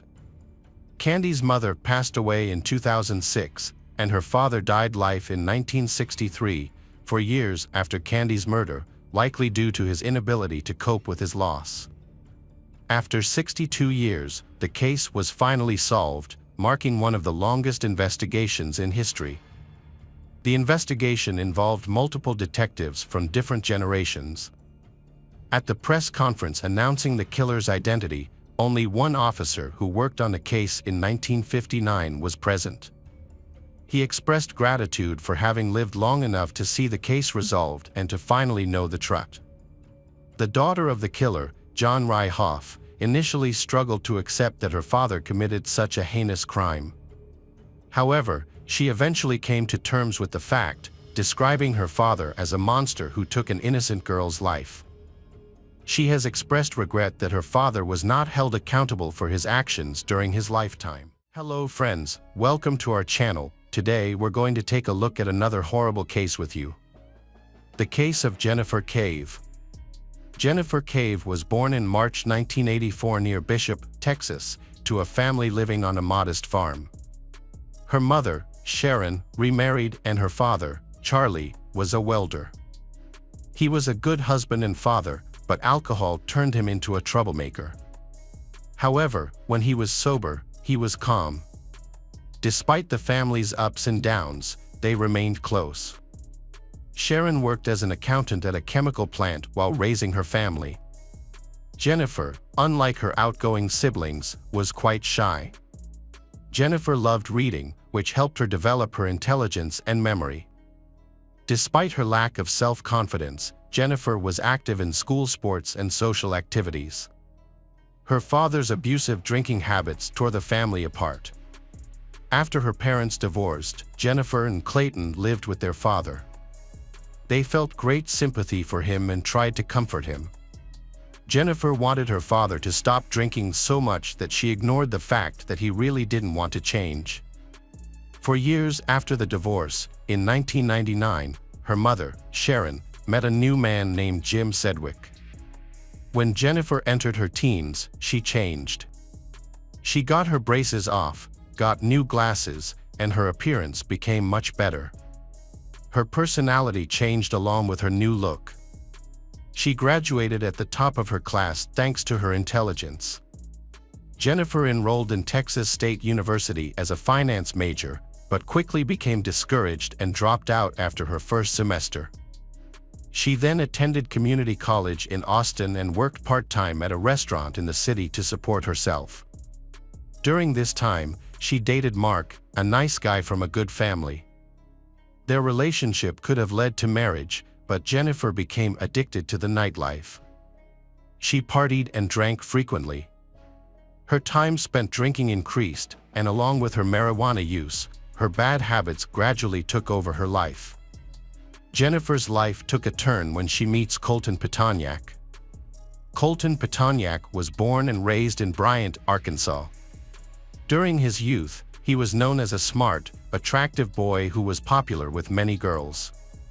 Colton has a passion for skateboarding and playing the guitar. He attends an all-boys Catholic middle school in Little Rock, where he consistently excels academically and is often named honor roll student. In 2000, Colton was one of 7 seniors and one of 166 statewide finalists for the National Honor Society. During his senior year, he began to have problems with alcohol and violence. This was largely due to his involvement with a wealthy youth group. Colton Petoniak was born and raised in Bryant, Arkansas.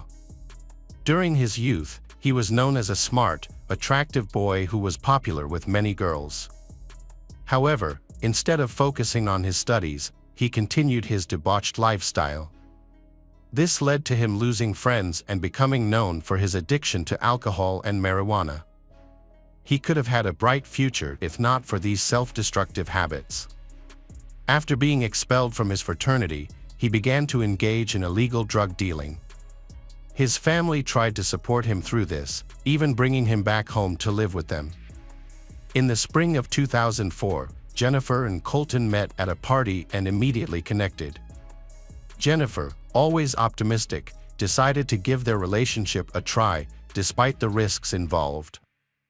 Over time, their friendship gradually developed into a romantic relationship. Jennifer began using drugs with Colton. Colton's luxury apartment became their regular hideout for illegal drug use.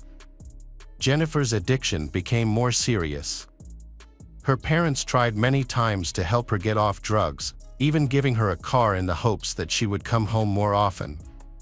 However, every time Jennifer came home, she failed to keep her promise to quit her addiction. During that time, Colton's condition also gradually worsened. He became paranoid and started carrying weapons to create the image of someone with a criminal record. In 2004, Colton was arrested for illegal drug possession. He later entered rehab. Elsewhere, Jennifer's relationship with her family deteriorated when her parents visited her. They were completely shocked to see that Jennifer had lost a lot of weight. Her image was no longer as healthy as before. Refusing the family's advice to go to a drug treatment center upset Jennifer's parents. Because of that, Sharon and her new husband, Jim, made the decision to stop supporting her financially. They hoped that because of that, she would make more efforts to get her life back. Jennifer did not have enough money to survive on her own, so she was forced to live with Colton. However, after a month of living together, she decided to leave due to some unexpected events. Fortunately, a friend helped her not only by providing a place to stay but also by providing emotional support. After a difficult time, Jennifer's life seemed to be back on track. In early 2005, she began a new relationship with a man named Scott, a nice single father. Scott's lifestyle was the complete opposite of Colton's. Scott worked at a restaurant, sang well, and maintained a healthy lifestyle. When she was with him, Jennifer felt better about herself and looked healthier. She took on the role of a housewife and became the ideal mother figure for his daughter. However, she was still ready to leave at any time if Colton called. On another hand, Colton moved to the Orange Tree apartment complex near the university, where there were parties every weekend. His image changed the views of the people who frequented the place. In addition, there were many healthy things. In the comfortable pace of life, he met Laura Ashley Hall. In contrast to Colton, Laura was infatuated with this man and often showed jealousy towards the other women in the group, especially Jennifer. Laura made a different impression on their friends, who wondered why she was so arrogant and often made fun of anyone. Laura, like Colton, also came from a well-off family. She was an active person, participated in many different activities, and was successful in her studies. After graduating from high school, she enrolled in college but soon dropped out, choosing instead a more comfortable job and lifestyle. Later, Laura and Colton began a romantic relationship. She was also deeply attracted to Colton, like Jennifer. However, Laura's friends noticed that she had changed for the worse, becoming more aggressive, neglecting her work, and not taking care of herself. Many suspected that she had also started using illegal drugs. Beside that, Jennifer entered a new chapter after ending her relationship with Scott. She felt that she did not fit in with his family and did not want to cause trouble. However, she still kept in touch with Colton, who was still deeply in love with her. Regarding their relationship, Jennifer just wanted to keep it as friends. She wanted to get a stable job and go back to college. In August, a new opportunity appeared in her life. She started a new romantic relationship with Michael Rodriguez and found a great job. At a law firm, she impressed everyone after her training and was offered a high-paying consultant position.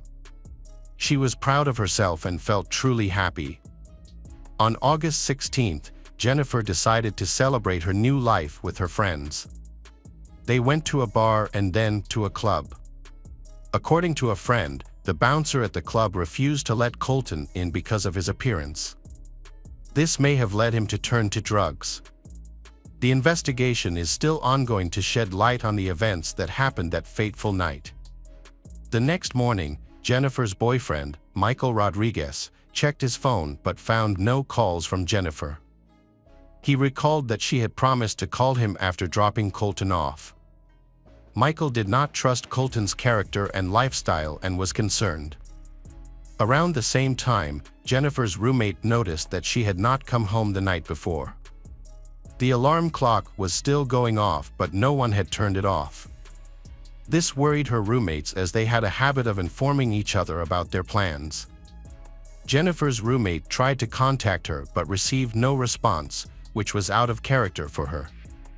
She was still scheduled to go to work that day, but her work clothes were still hanging on the rack, with no sign that she had put them on and left. This made her roommates even more worried because Jennifer was not the type to leave for work without informing them. The law firm was notified on the morning of August 17th that new employee Jennifer Cave had not arrived for work on time. This was unusual because she had made a good impression during her internship. When a colleague called her at 9 a.m., there was no answer. At 11 a.m., the firm decided to send someone to check Jennifer's home, but there was no answer. The firm contacted Jennifer's mother, Sharon Sedgwick, and discovered that she had also been unable to reach her daughter. The family suspected that Jennifer might have gotten back together with her ex-boyfriend Colton Petoniak, whom they did not like. After more than 12 hours without any news of Jennifer, Sharon reported her daughter missing to the police. The Sedgwicks visited Colton's home, but he refused to meet with them. Jennifer's car was found near Colton's home, making the situation even more suspicious. Although the police searched Jennifer's home and found nothing unusual, they are still investigating based on information from Michael and Sharon, along with the fact that Jennifer's car was found near Colton's home. Sharon and her new husband, Jim, believe that something serious has happened to their daughter. Michael said that Jennifer went out with friends on August 16th to celebrate her new job. One of her friends was her ex-boyfriend, Colton. Jennifer called Michael several times and told him that she wasn't scared but that Colton was acting strangely and that she needed to take him home. However, she did not contact Michael after that. All the clues led investigators to where Colton lived.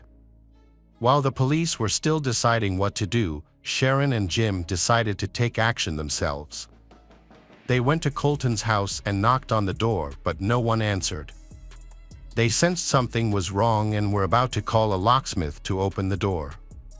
But Jim suddenly discovered an open window and decided to climb in through it. Once inside, he found the apartment in complete disarray. As soon as he entered, Jim was hit by a stench so bad it made him nauseous. He immediately covered his mouth and moved toward the stronger smell. Sure enough, the entire house was empty.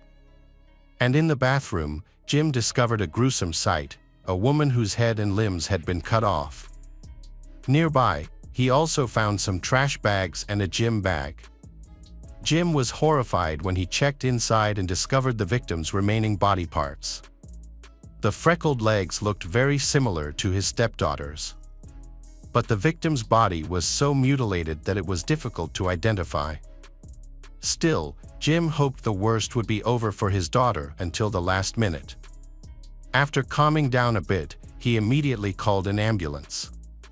Jennifer Cave met a tragic death from being shot in the right arm. The bullet went through her arm, chest, and into her heart, also damaging a major artery. This led to severe blood loss and caused her to die quickly. After that, her body went through incredible and terrifying changes. Forensic experts discovered 18 stab wounds on the victim's body, mainly in the chest and neck. The perpetrator inflicted these wounds after the victim was dead. He then decapitated the victim and shot a bullet through the throat into the head, intending to dismember the victim to easily dispose of the body. The perpetrator severed the victim's upper limbs and placed them in a prepared bag and a garbage bag. The body was left in the bathtub, covered with a saw. However, something thwarted his original plan, forcing him to change his course of action. After receiving a search warrant, the police conducted a thorough investigation of the apartment. Police found .38 caliber shell casings in the apartment. The murder weapon was found in Petoniak's car parked in the garage. They also found a large bloody machete in the dishwasher. Toxicology tests showed that the victim had alcohol, marijuana, and methamphetamine in his blood. A road atlas was found at the scene with pages torn out, marking routes in southwest Texas. This suggested that the apartment owner, Colton Petoniak, had fled. Police immediately issued a warrant for his arrest. Investigators conducted interviews with Colton's neighbors to gather information. Nora Sullivan, one of the neighbors, witnessed a suspicious incident at approximately 3 a.m. on August 17th. When she opened the door, she found Colton standing there with blood on his body and a handgun in his waistband. Nora asked him what happened, and Colton said he had gotten into a gunfight with several people. However, Nora did not hear any gunshots that night and suspected he was lying. Investigators also discovered that Colton had contacted Laura twice that night, but did not have specific details about the conversation. On the morning of August 17th, Colton went to a hardware store and purchased items such as a saw, mask, gloves, and cleaning supplies. He used these items to destroy Jennifer's body and planned to clean up the apartment to remove any traces of the crime. However, at that time, the couple Sharon and Jim unexpectedly appeared, possibly scaring Colton into running away, foiling his plan. While investigating Colton's apartment, investigators found a vital clue that led directly to him. He and Laura Hall were spotted in Mexico, where they had crossed the border in her car. Local authorities circulated Colton's photo nationwide during that time. The couple enjoyed their time going to movies and restaurants. They stayed at a hotel in the border town of Piedras Negras, where an employee recognized him as a wanted man. The employee took a photo of him and sent it to the police. Mexican law enforcement arrested the couple and took them to the border, where U.S. officials arrested them. Laura Hall was released from custody pending further investigation. On August 23, 2005, Colton was charged with the felony murder of Jennifer Cave. A month later, Laura Hall was arrested and charged with tampering with evidence and obstruction of justice. The prosecution presented evidence recovered from Colton's apartment, including a videotape from the store and receipts for the items purchased. Colton claimed he had no memory of the night of the crime due to amnesia caused by excessive alcohol and illegal drug use. He did not initially deny harming Jennifer, but insisted he had no memory. He claimed that he woke up to find his ex-girlfriend's body in the bathroom later that day. After discovering the body, he contacted Laura, who advised him to purchase a saw and cleaning supplies. She helped Colton dismember the victim and hide the parts in bags. The prosecution argued that Laura was responsible for Jennifer's injuries after her death. Colton later suggested that Laura may have been motivated by jealousy and implied that she was involved in the act of revenge. However, both defendants pleaded not guilty. But the evidence of Colton's responsibility was overwhelming. Jennifer's body was discovered in Colton's apartment. His fingerprints and DNA were found on items such as knives, saws, and guns collected at the crime scene. Colton's car also contained weapons related to the crime. He also purchased cleaning supplies from the store. The jury had no doubt about Colton's guilt. On January 29, 2007, Colton was sentenced to 55 years in prison, but could be eligible for parole after serving at least half of his sentence. This means Colton won't be released until 2060 at the earliest. The case against Laura Hall is more complicated. The prosecution argues that she may have acted out of blind love for Colton. Laura's DNA was found on one of the victim's shoes, a shop towel, and even the gun used. However, the defense argues that these traces only prove her involvement in dumping the body, not the initial act. They can't prove she fired the first shot. Laura claims she only learned about the case after Colton told her about it and that she was forced to flee to Mexico with him. However, witnesses to their time in Mexico said the couple seemed happy on the trip. In 2007, Laura was convicted of obstruction of justice and tampering with evidence, and sentenced to 6 years in prison. A subsequent trial in 2010 increased the sentence to 11 years in prison and a $144,000 fine. Laura was eventually released on parole on March 15, 2018, with GPS monitoring. She completed her sentence in August of that year. After her parole, Laura's whereabouts remain unknown. Colton Petoniak remains in prison after multiple unsuccessful appeals. In his appeals, Colton claims he has no memory of the events surrounding Jennifer's death. However, he asserts that several witnesses heard Laura confess to the crime and that the prosecution knowingly withheld this information from his defense team, potentially setting him up. Despite Colton's allegations, his appeals have been denied, raising public questions about the case. Jennifer's parents, however, firmly believe that Laura was more involved in the death than she admits and that her punishment was too lenient. Unlike Colton, Laura has shown no remorse or regret for Jennifer's death, referring to her in derogatory terms. Hello friends, welcome to our channel. Today we're going to take a look at another horrible case with you. The case of Juan Carlos Garcia. Abril Perez was born on November 18, 1971 in Monterrey, Mexico. She is the second of 3 children. Her parents, Maria and Manuel, did their best to provide their children with a good education and aspirations for a better life. Together with her brother Javier and sister Ana, Abril's family lived a simple but hopeful life. Abril, Ana, and Javier all excelled in school, participating in musical activities, sports, and developing their talents. However, Abril showed early on a special ability in mathematics and business skills. She was an avid reader and was always the best student in her class. As a teenager, Abril started working to become financially independent, saving and always having savings from her school days. She was very disciplined, able to plan and manage her time effectively. Her goal was to get a quality college education to secure a well-paying job with plenty of career advancement opportunities.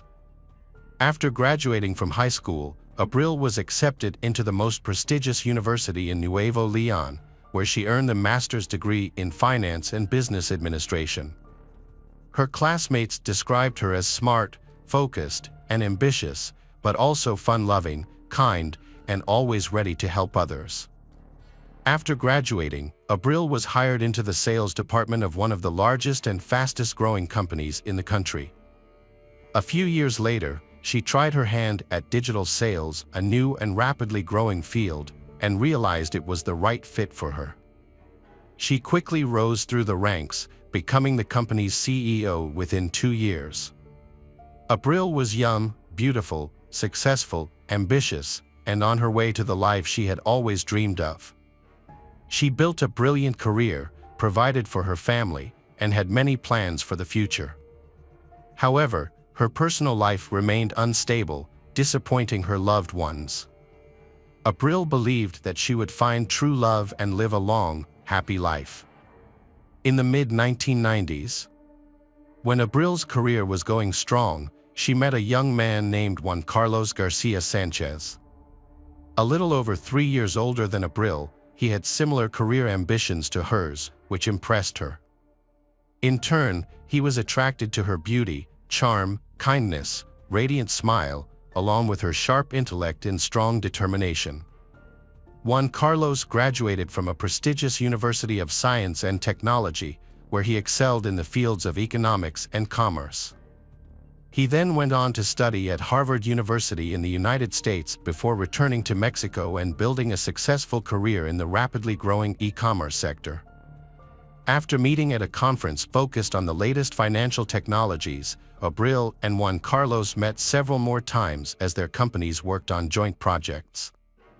Eventually, Juan Carlos realized that he had fallen in love with this intelligent and beautiful woman.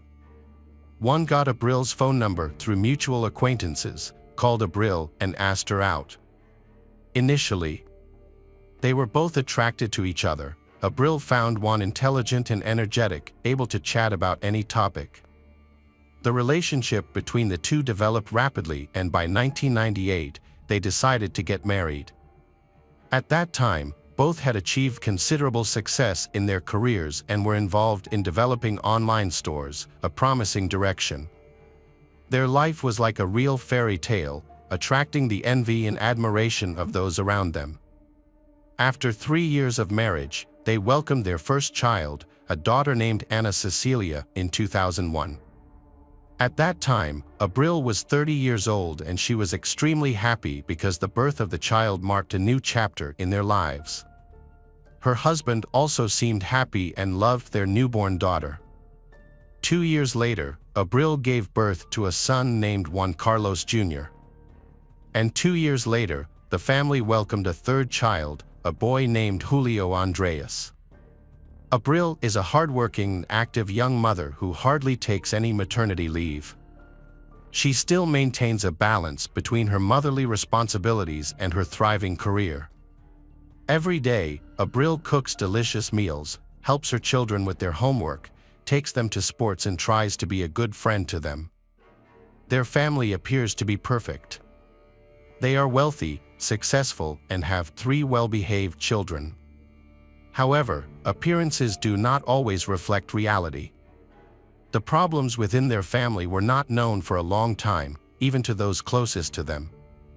In fact, one showed his true colors in the early years of their marriage. He was hot-tempered, aggressive, and very demanding. He did not like to compromise and wanted everything exactly his way. At first, Abril thought that over time, his personality would soften. However, Juan Carlos's true personality was still there.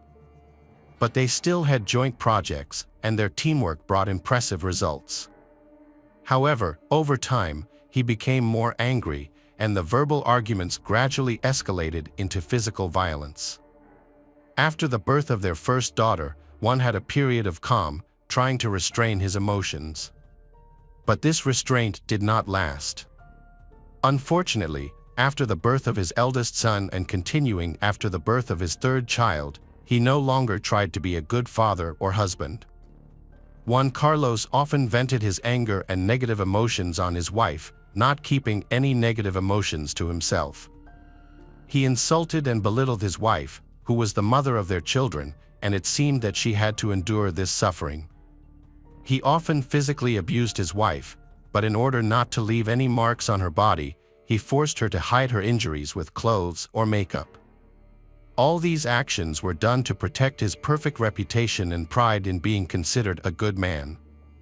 Abril kept silent for many years, trying not to tell her sister and mother about her terrible life.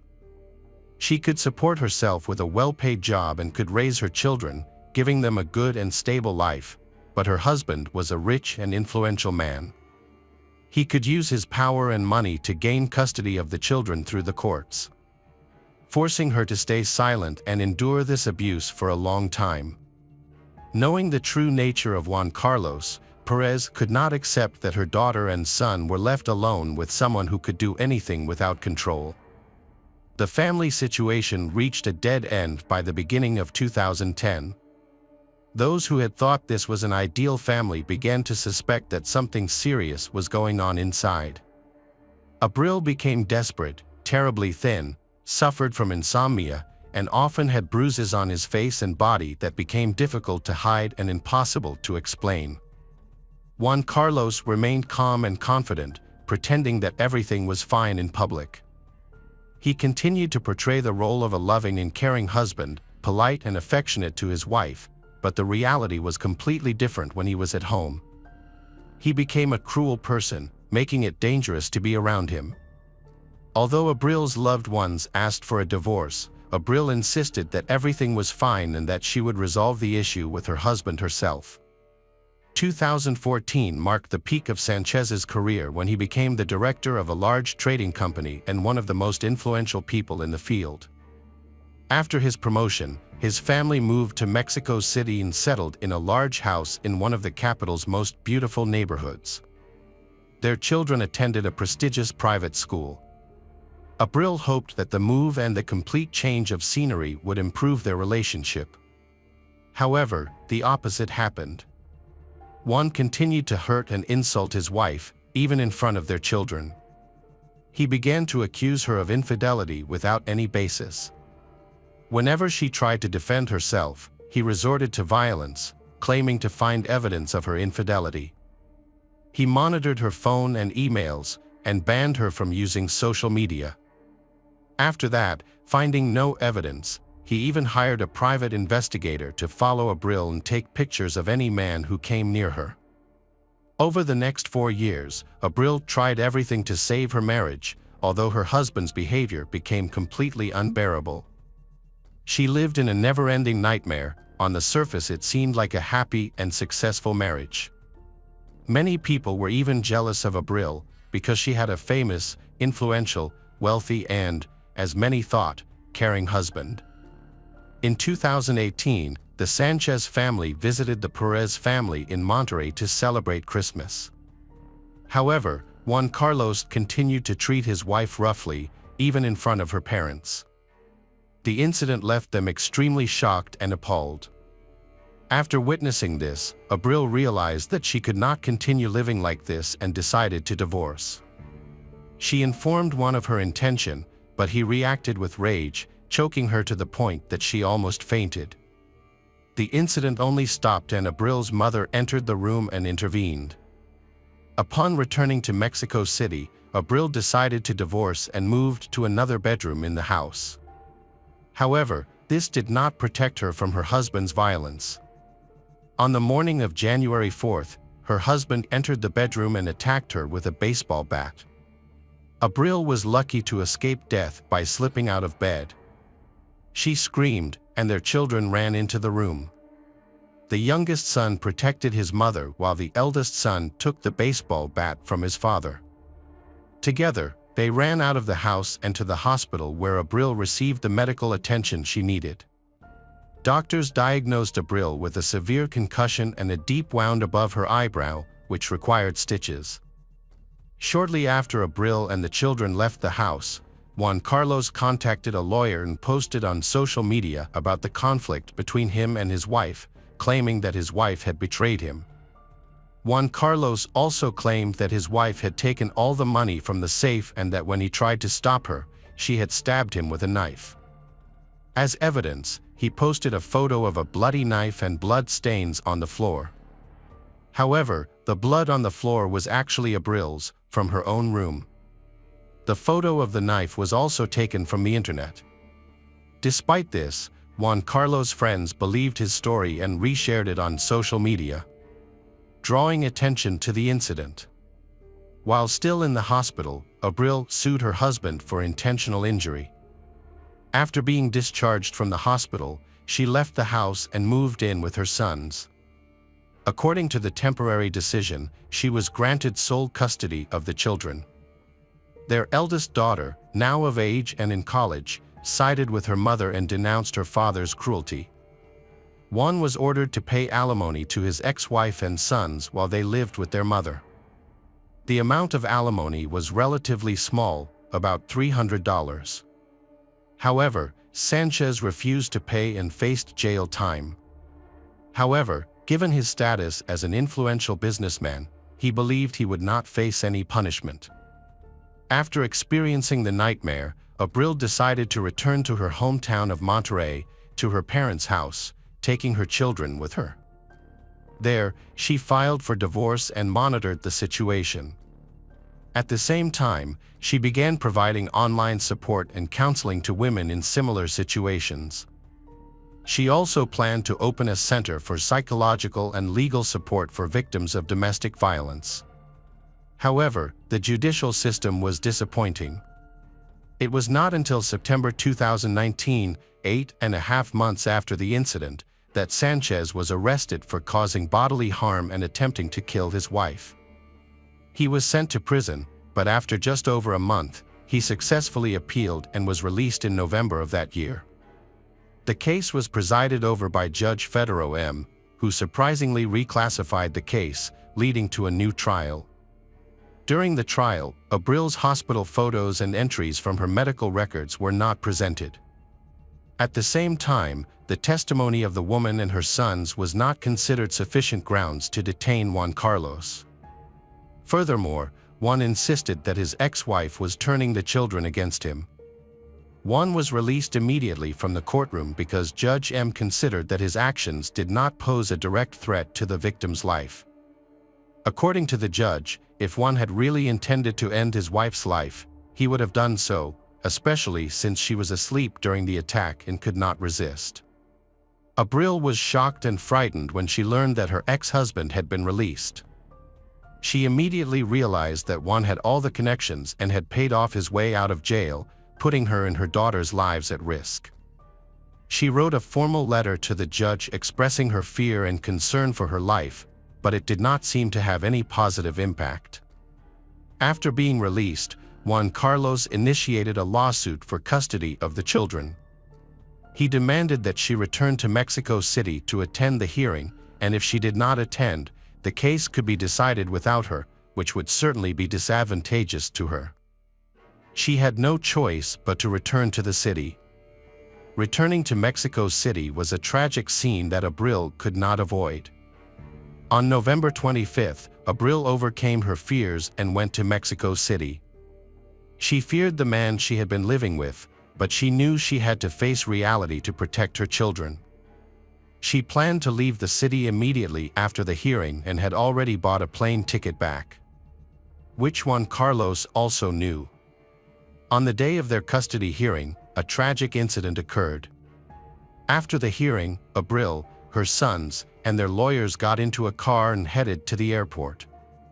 However, when they reached a traffic light, a motorcyclist stopped next to their vehicle and suddenly pulled out a pistol, firing 2 shots at Abril, who was sitting in the front passenger seat. He then quickly fled the scene. 1 bullet passed through and grazed the youngest son who was sitting in the back seat, but fortunately none of the children were seriously injured. Abril was taken to the nearest hospital, where doctors tried to save her life for more than 6 hours. However, due to severe injuries and loss of blood, they were unable to save her, and she passed away that evening.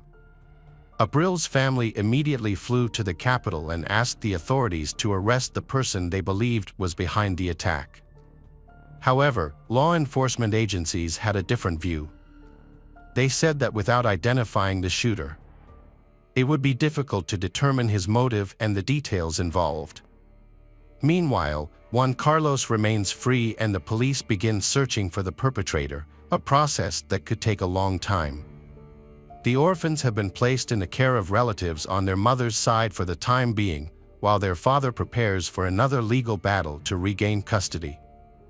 Abril's sister wrote a social media post criticizing Juan for the incident. However, her account was blocked and later deleted. Nevertheless, Abril's family decided to continue fighting and draw public attention to the case. They stressed that the attack occurred on a day dedicated to protests against domestic violence, which made the incident even more despicable. The public outcry forced the prime suspect, Juan, to flee. Abril's family drew attention to the tragedy that had befallen them. At the same time, People also began to openly discuss many cases of men trying to kill women but being unpunished and still going free. Mexican politician and women's rights activist Claudia Sheinbaum Pardo has officially confirmed that Abril's case will be reinvestigated and classified as femicide. Judges could face consequences if Juan Carlos's guilt is proven. Juan Carlos, a businessman who posts frequently on social media, has called for his ex-wife's perpetrators to be found and punished to the fullest extent of the law. He has stated that despite his disagreements with his ex-wife, he would never harm the mother of his children. However, his daughter, Ana Cecilia, has taken a stand against her father and left an angry comment, accusing him of cruelty and including photos of her mother in the hospital after Juan Carlos attacked her with a baseball bat. Despite the case receiving extensive media coverage, it was decided to leave Juan free while the investigation is ongoing. He has been placed under a restraining order and must report to the police weekly. However, after he failed to appear at the scheduled time, a warrant was issued for his arrest. As expected, no one could find the defendant. Juan used his money and connections to quickly leave the country and enter the United States. Mexico contacted Interpol and reported the fugitive accused of serious crimes. The next day, Juan was declared an internationally wanted man. To investigate the case, the police hired a crime scene reconstruction expert. During this time, they also tried to locate the hired criminal.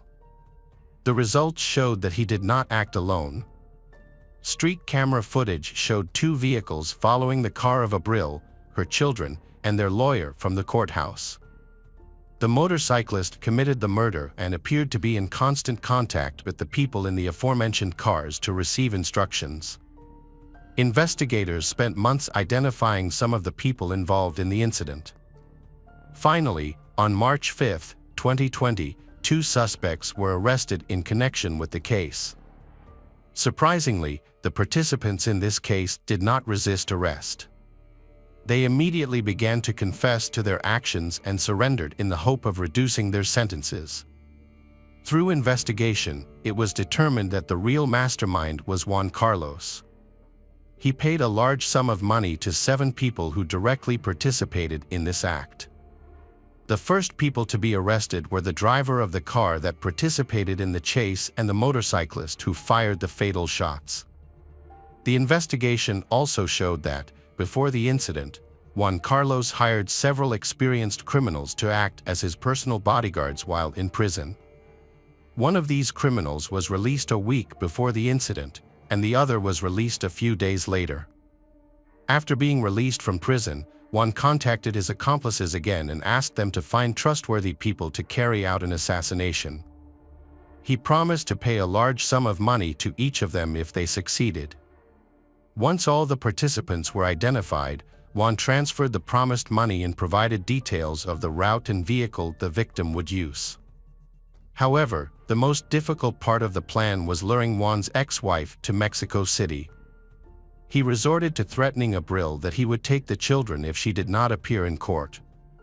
Although she complied with the court order, she had no intention of staying in the capital and planned to return to Monterrey the same day. Juan learned this information from his sources. It was not until late October 2020 that 3 people involved in the criminal conspiracy were arrested. They were initially arrested on suspicion of distributing narcotics. It was only when they were brought to the police station that it was discovered they might be involved in a serious crime. All of those arrested were members of a major drug trafficking gang headed by Maldonado, also known as Balto. He served time with Juan Carlos and protected him. Maldonado then agreed to help Juan in the murder of his ex-wife in exchange for a large reward. Maldonado was arrested in November 2020 and began to testify. According to his testimony, Juan had been looking for trustworthy people to end the life of his ex-wife, and Maldonado agreed to help. With these statements, it was clear that Juan was both a client and an organizer of the crime. The previous attack on Abril with a baseball bat was reclassified as attempted murder. The court eventually issued an arrest warrant for Juan on charges of murdering his wife. However, his whereabouts are currently unknown. By spring 2021, the remaining participants in Juan's commissioned murder were found and arrested. One of them was arrested for another crime at the time. In addition, during the extended search, the weapon used to carry out the fatal shots was found. A total of 9 people involved in this criminal group have been arrested, of whom 7 were directly involved in the pursuit and murder of Abril. Although it has been nearly 5 years since Abril's death, the main perpetrator and the person who hired him to carry out the crime, Juan Carlos Garcia Sanchez, is still at large and his whereabouts are currently unknown. The person who directly shot the mother of 3 children was sentenced to 52 years in prison. 2 other criminals who participated in the car chase and assisted the shooter were also sentenced to 50 years in prison each. The other arrested participants are still under investigation, and their fate has not been decided.